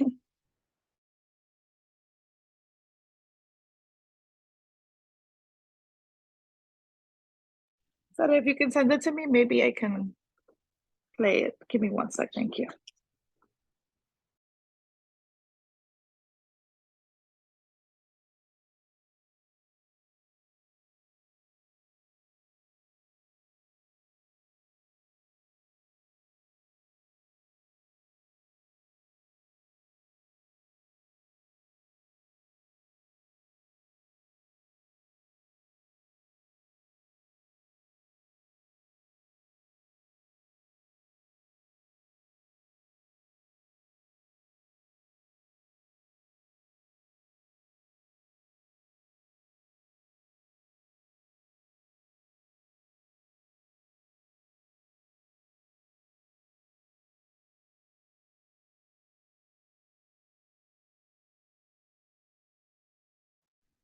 But while Dunan projects the video, I want to ask you, do you guys have any comments, any questions to what we were talking about just now?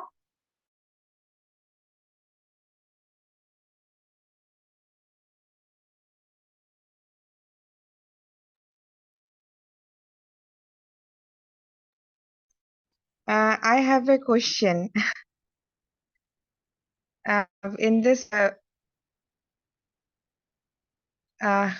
presentation, I saw that Commission on the State of Oman only have 45 member of state, and why it is only for 45 members? And is this 45 member represent all the around the world people like Oman? And there are a lot of conference that first in Mexico, after that Copenhagen, Nairobi, and Beijing and Vienna. If this conference maybe this conference people are talking about their Oman are talking about their issue and priority theme, and they take some action and plan. After the conference, they follow up all those situations.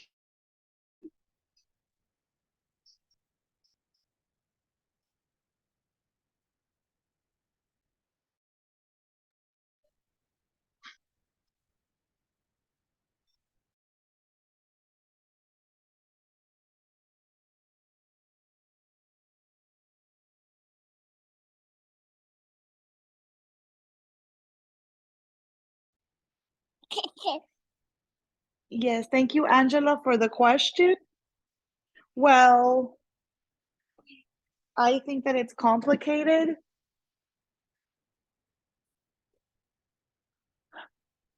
To see how women are moving into these spaces. Unfortunately, there are not a lot of access to all the women who want to participate because there exists some parameters in order to be able to be a part of these councils or in order to be able to evaluate these laws. The first one is that you need to have the support of government in order for a person to be a representative of that government. Aside from that, you need to have the same organizations of civil organizations be able to propose this person. So when you have certain limitations or these limitations, because we're not all sort of working together with governments, or that we have some networking with government done, and then we have to have the government support us and the civil community support us so that we can directly participate in the decision-making process of these platforms created by women. So that is a limitation that we have.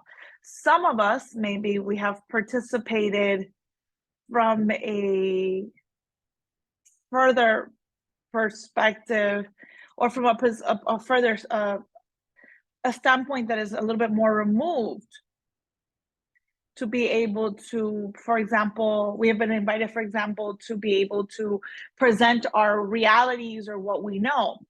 And this is from a different standpoint.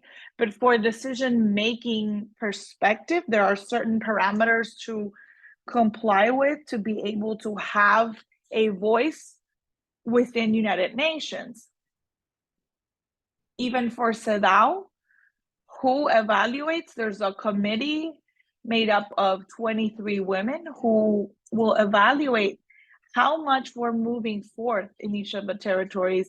And these 23 people are also proposed by the government and backed up by the civil communities or the social communities. So there are two spaces, let's say. One where decisions are made, and others where we can just participate and express and propose ideas and tell about our realities. The other thing is that they try to evaluate each one of these conventions, which are 9 conventions created by the United Nations. They try to evaluate through this committee every 4 years, supposedly, and countries are supposed to be ready. Last year, Guatemala was able to talk about how much we were moving forward in regards to women's rights. And when this happens, governments present and take the floor, take the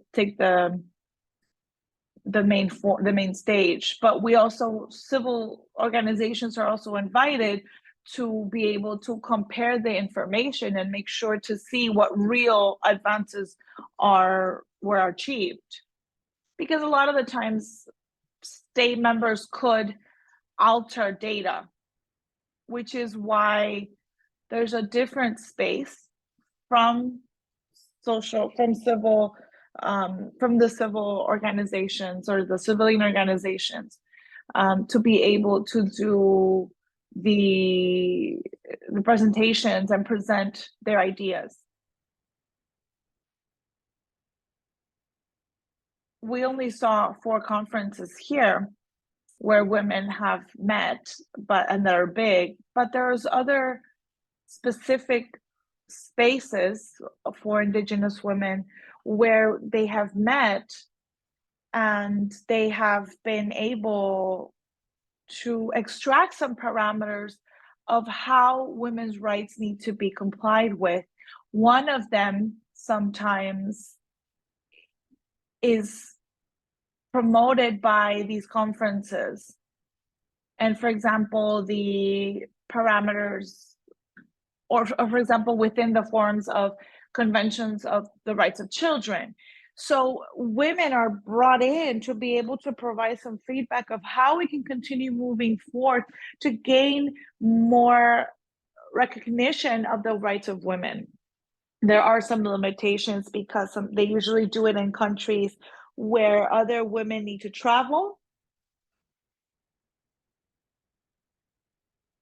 There's a clear limitation because they don't all have the ability to pay their flight or their stay there. So those are some of the limitations that they can find when invited to join these forums. I hope that answers your question.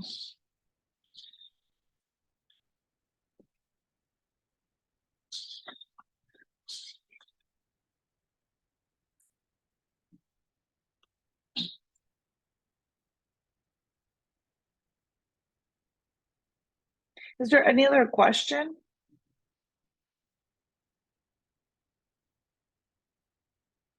Yes, I wanted to ask a question. I want to ask you if in the Mayan language, is there a specific term that works this idea that human rights have to protect rights. Can you repeat the question? Yes, I wanted to ask you if in the Mayan language or in the Mayan cosmovision, if there is a concept from that Mayan cosmovision that is similar to human rights.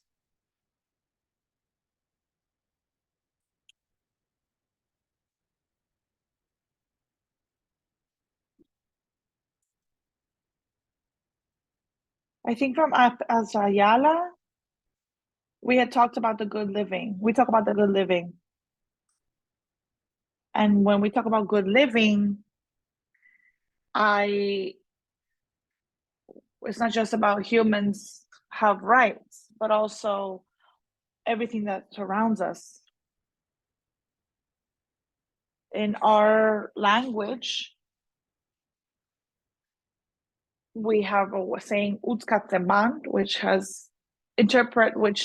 can be interpreted as the good life. And this goes beyond just talking about these rights that we should have.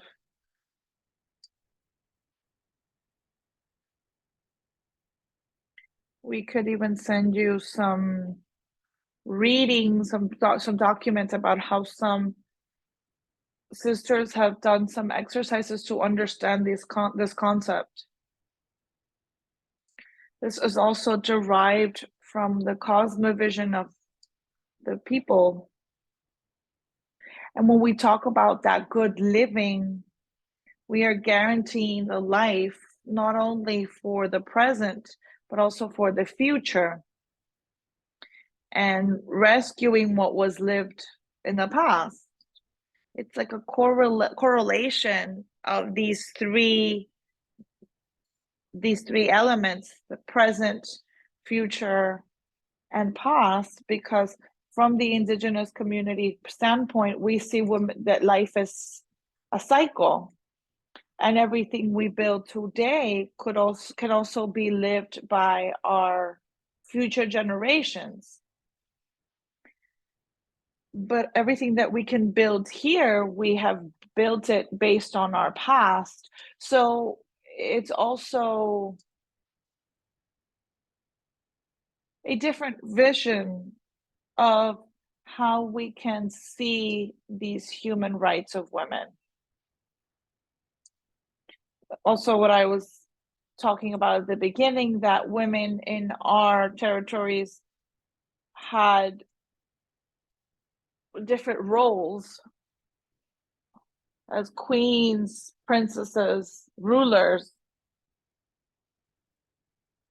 but not with a sort of a beauty connotation, but a connotation of how they had decision-making power, and they were subject to a hierarchy where they could rule in certain territories, and they were the ones who negotiated with joining territories, and they were the ones who created and recreated all that space that they had, and that was something that we were stripped of, and leaving us in a second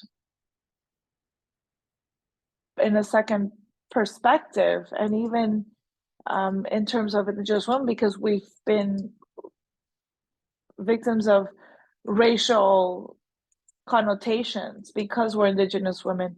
So I don't know if I answered the question with that, but that was what I understood.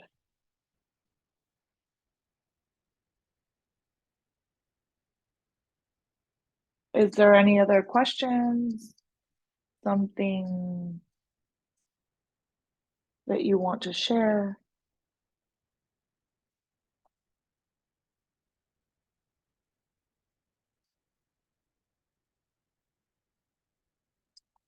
If not, We're going to continue with the video now, please.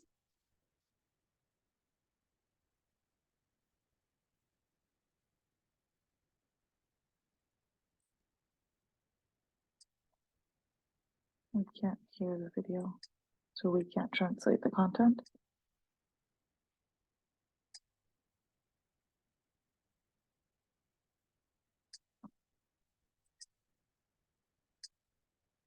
We can't hear the video now. Give me 1 second. We can't hear the video.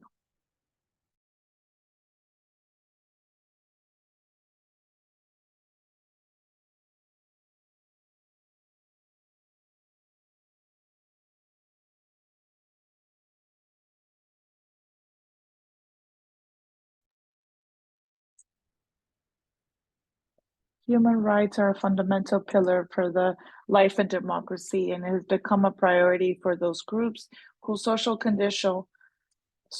and cultural conditions have placed them at most vulnerability, which is the case of Indigenous women. In communities, you are taught how to behave according to your gender. Women and men have different rights and different tasks. It's important to talk about how this is related to human rights in general. This is an issue of women, not only of women, but of all the community.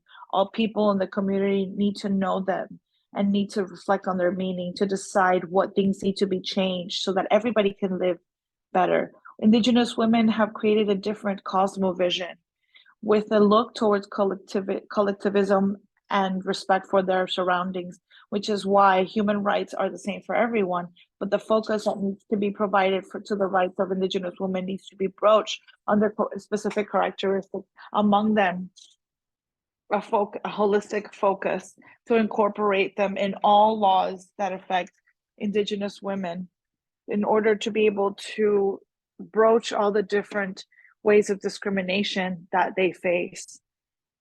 Empowered actors or participants to empower women as subjects of the whole human rights and not just victims.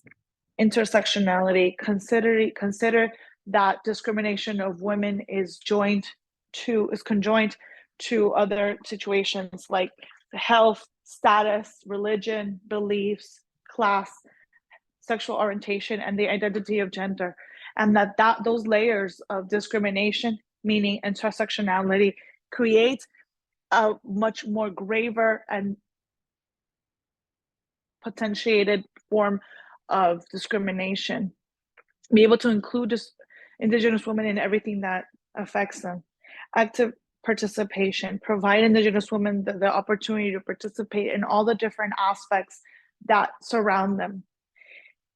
Indivisibility, be able to not create a distinction between the issues that affect Indigenous women and the community as a whole.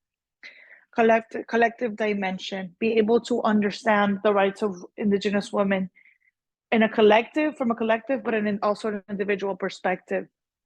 We need to understand that Indigenous women live a double discrimination.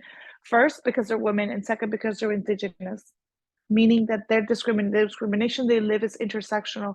So it's important to name and understand the different rights that they have been granted.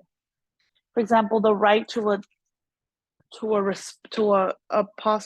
a proud and respectful life. They need to be able to be protected by their families, communities, and governments. Speak the language of their ancestors and express their needs and beliefs and their feelings in their own language. Recognize their work. Not be mistreated physically, psychologically, or sexually. Choose with information and without any pressure the contraceptive method that they find best. Choose not to get married if they don't want to. Participate actively with a voice and a vote and be listened to in the assemblies. Have access to public funds. Have access to lands. The same way that the Constitution provides the right for men.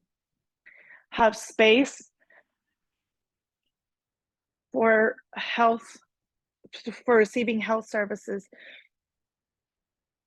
occupy important roles in their communities, decide about how the natural resources of the communities are handled, decide on their rights and have that be respected,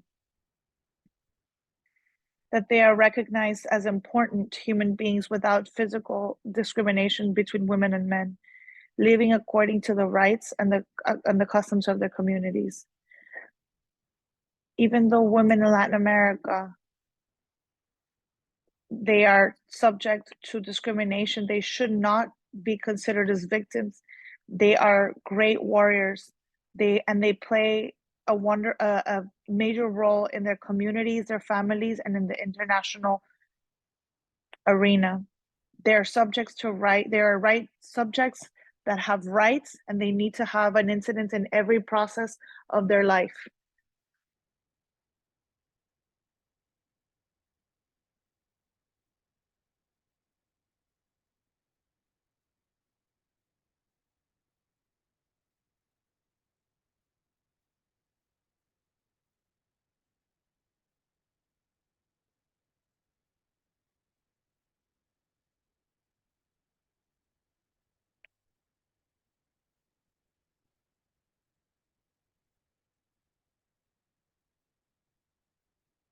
Okay, thank you.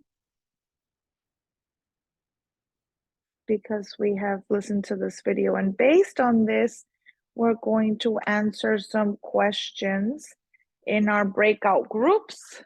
We're going to break out into groups.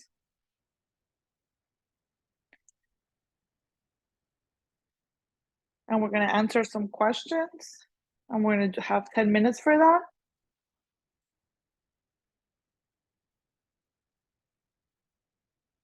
So that we can talk about what we have seen in this video. And how we can look at it from a holistic perspective. And we are going to talk about 4 questions. The first one is, what are the rights that have been chosen based on this video? What are this rights guaranteed or not? For example, if we pick the right to a honorable life, is this really happening in our territories? Or can we see that this is going on? Or if we pick the right to identity, for example, is this something that's being respected in our community where we live?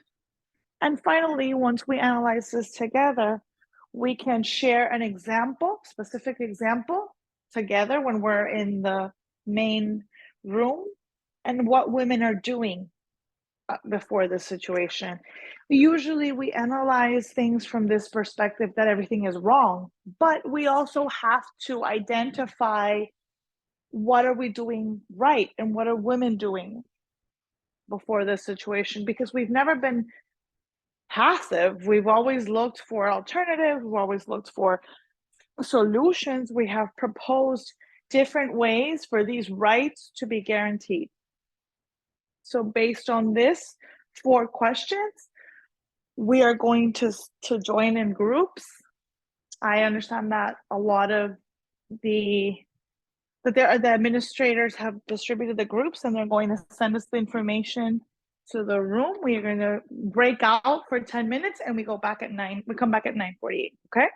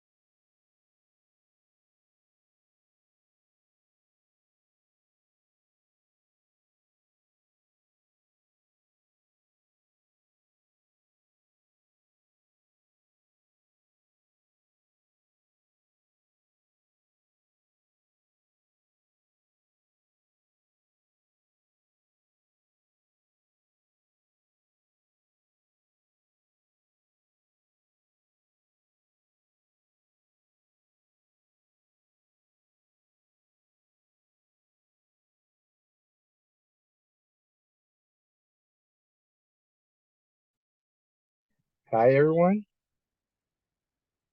I hope you were able to talk.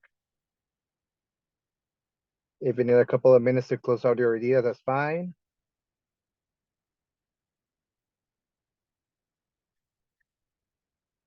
Okay, we'll give 2 more minutes. So you can come to a conclusion, see who's gonna be the representative and who's gonna be sharing with us. Okay, 2 more minutes here. And then we'll be closing out. Do it in 2 more minutes, please.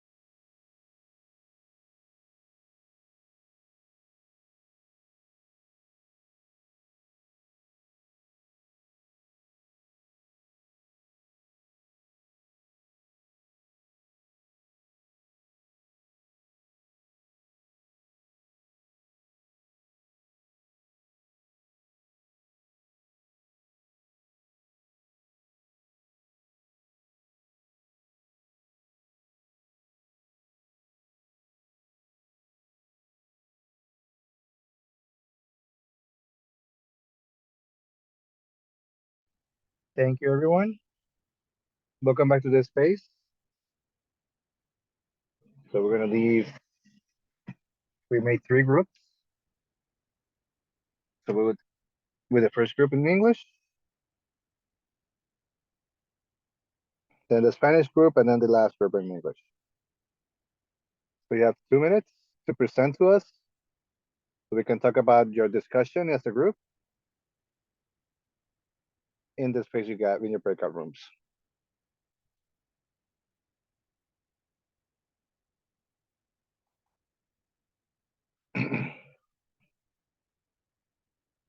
Who wants to start? Africa or Asia? Africa, we are ready.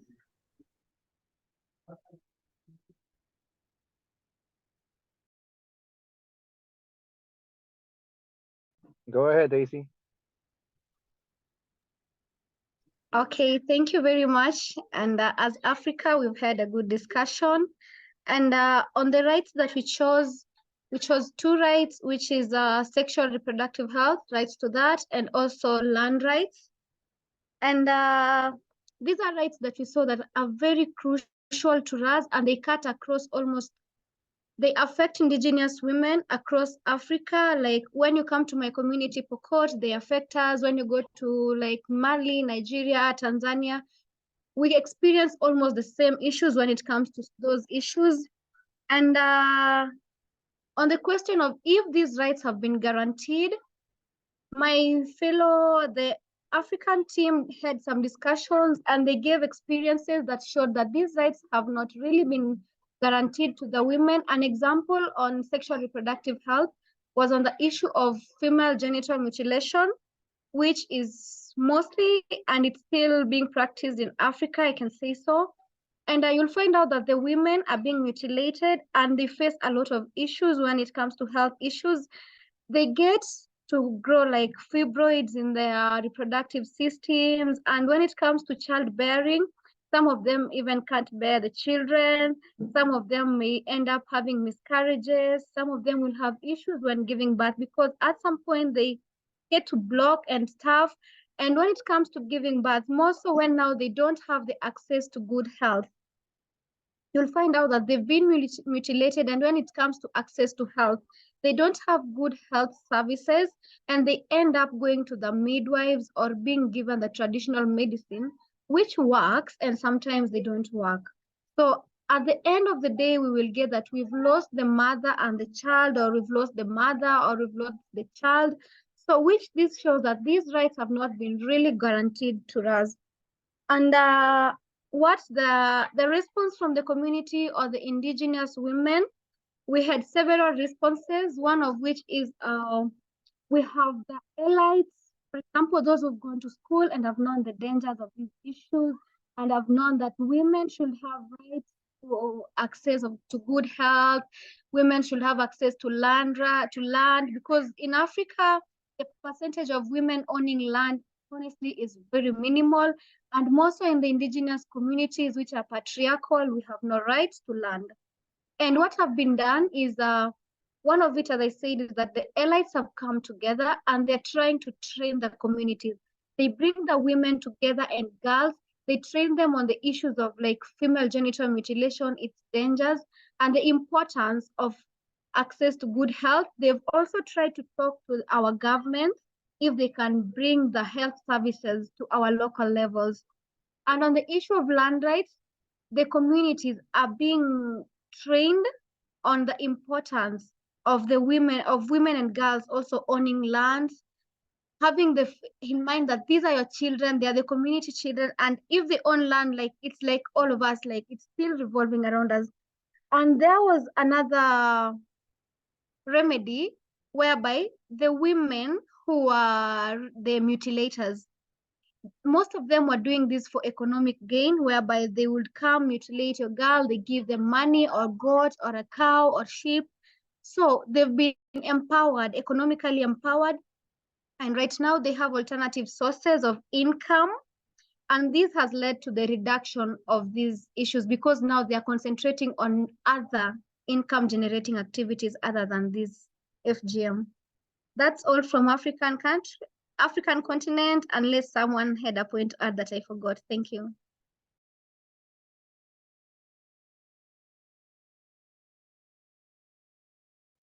Thank you, Daisy, for your point of view. Thank you for everything related here.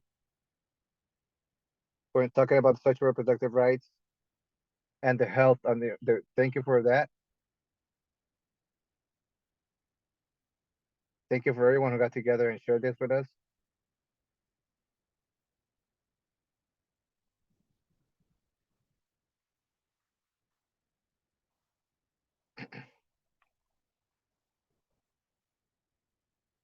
You also have 2 minutes to share with us.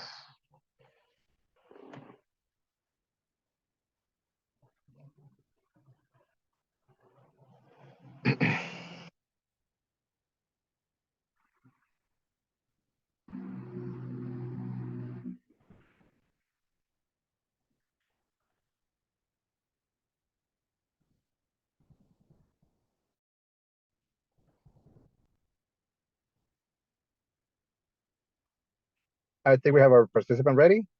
Okay.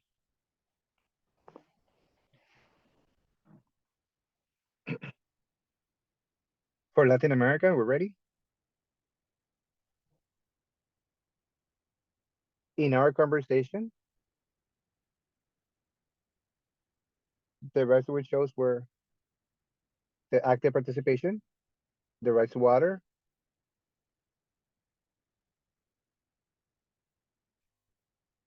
and free expression. And with these rights, we mentioned that many of them are not guaranteed, especially for active participation and water, access to water. There's a lot of work that women have to do to have access to do this, because they're the ones who carry out the activities at home, and these are the ones that then they feel the need more to be able to comply with these needs, and these are not guaranteed. In terms of active participation, many times we don't have participation of women in public spaces, especially in decision-making activities and public policies as well. We don't have a participation of women, and then that part of the territory for women and public. So we can say from the political side, but we don't even have the guarantees for the spaces to talk. And it's sometimes are the men who are in charge of making decisions in those spaces where women are not allowed to even participate. Now we're trying to create incidents in a way that being able to participate in public space, public positions, we're only beginning on that area. We haven't made much progress there, but we're in that process. For legal Belize, there is a law that's 341 in favor of women participating, where they have a life free of expression, free of participation.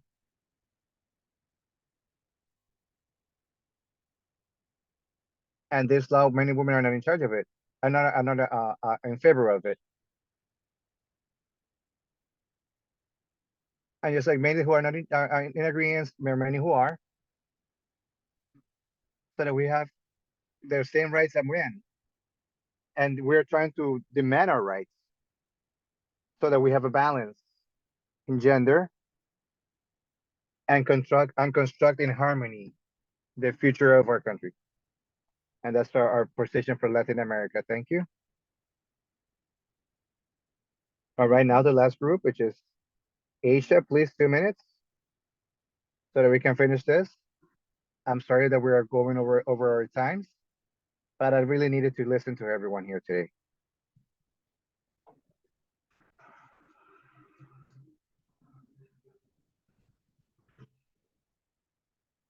Asia, your speaker, please.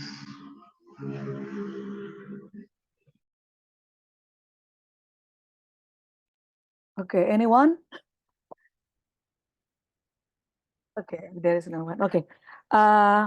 Based on our discussion in Asia groups, we decide the topics that the right that we want to highlight is the right to sexual and reproductive health rights. We discussed that women do not know their rights in sexual and reproductive health rights, and they do not have the access to health facilities, and there is many cases regarding, for instance, how do you call that one? They don't know how many children should be they have in the family. Women do not have the decision. They do not have. They don't have the capacity to decide what kind of the birth control, like pills or injection, IUD, sterilization for herself. So this is the problems on women, and also there is also the mother. Yeah, many cases. My friend said about the what kind of the particularly about the there is no opportunity for women in the family because they are been as the second or the second subject in the family. So this is the problems, and we also they highlight about the menstruation issue.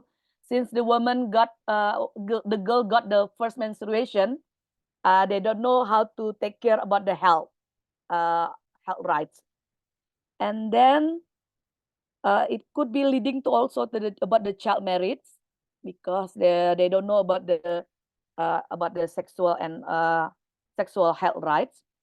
So we decided in the group we want to have intervention like education and awareness.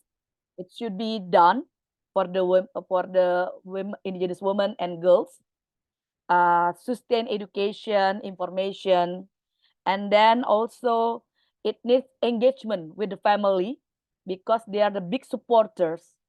They should be engaged as well, men, to know about this kind of this sexual and reproductive health right.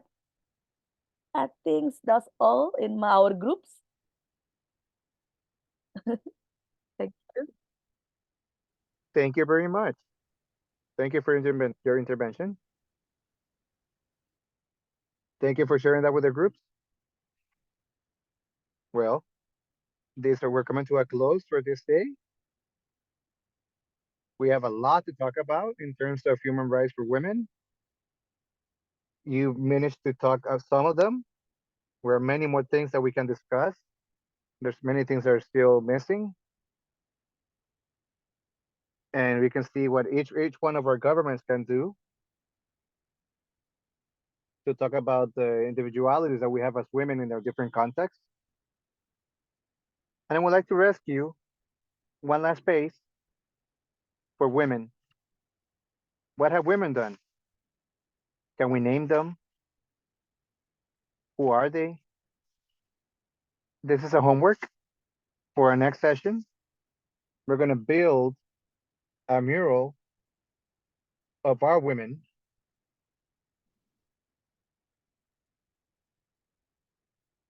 So we need to identify women from our territory who are creating impact. So we're not going to talk about our mother,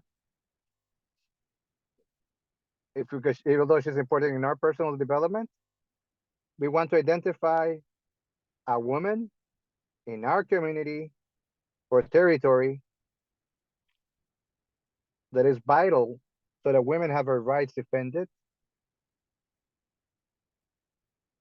and that we can have better conditions within our territory. What's her name? What's the territory? What have they done? What has been her contribution? So based on this is what we're going to be doing We can have a picture if you want of her. We can have a drawing of her. And if we don't have them, or we don't have access to getting that drawing or that picture, then let's just present the information that we can gather up on the person. And this we'll discuss it on Friday, okay? So this will be our homework for Friday. Find a person in our community, a woman in our community or territory that has created an impact in terms of defending our human rights as women and created an impact where it's fighting for those rights for us. It's been a pleasure for me to be with you this day. I thank every one of you. Thank you for your energy and your contributions. And we'll see each other on Friday. Many hugs for all of you. Have a great day. Thank you. Good afternoon. Good night to everyone. Good night. Thank you. Goodbye. Thank you. Thank you. Thank you. Bye. Bye. Thank you, teacher. Thank you, everyone. Thank you. Thank you. Thank you. Goodbye.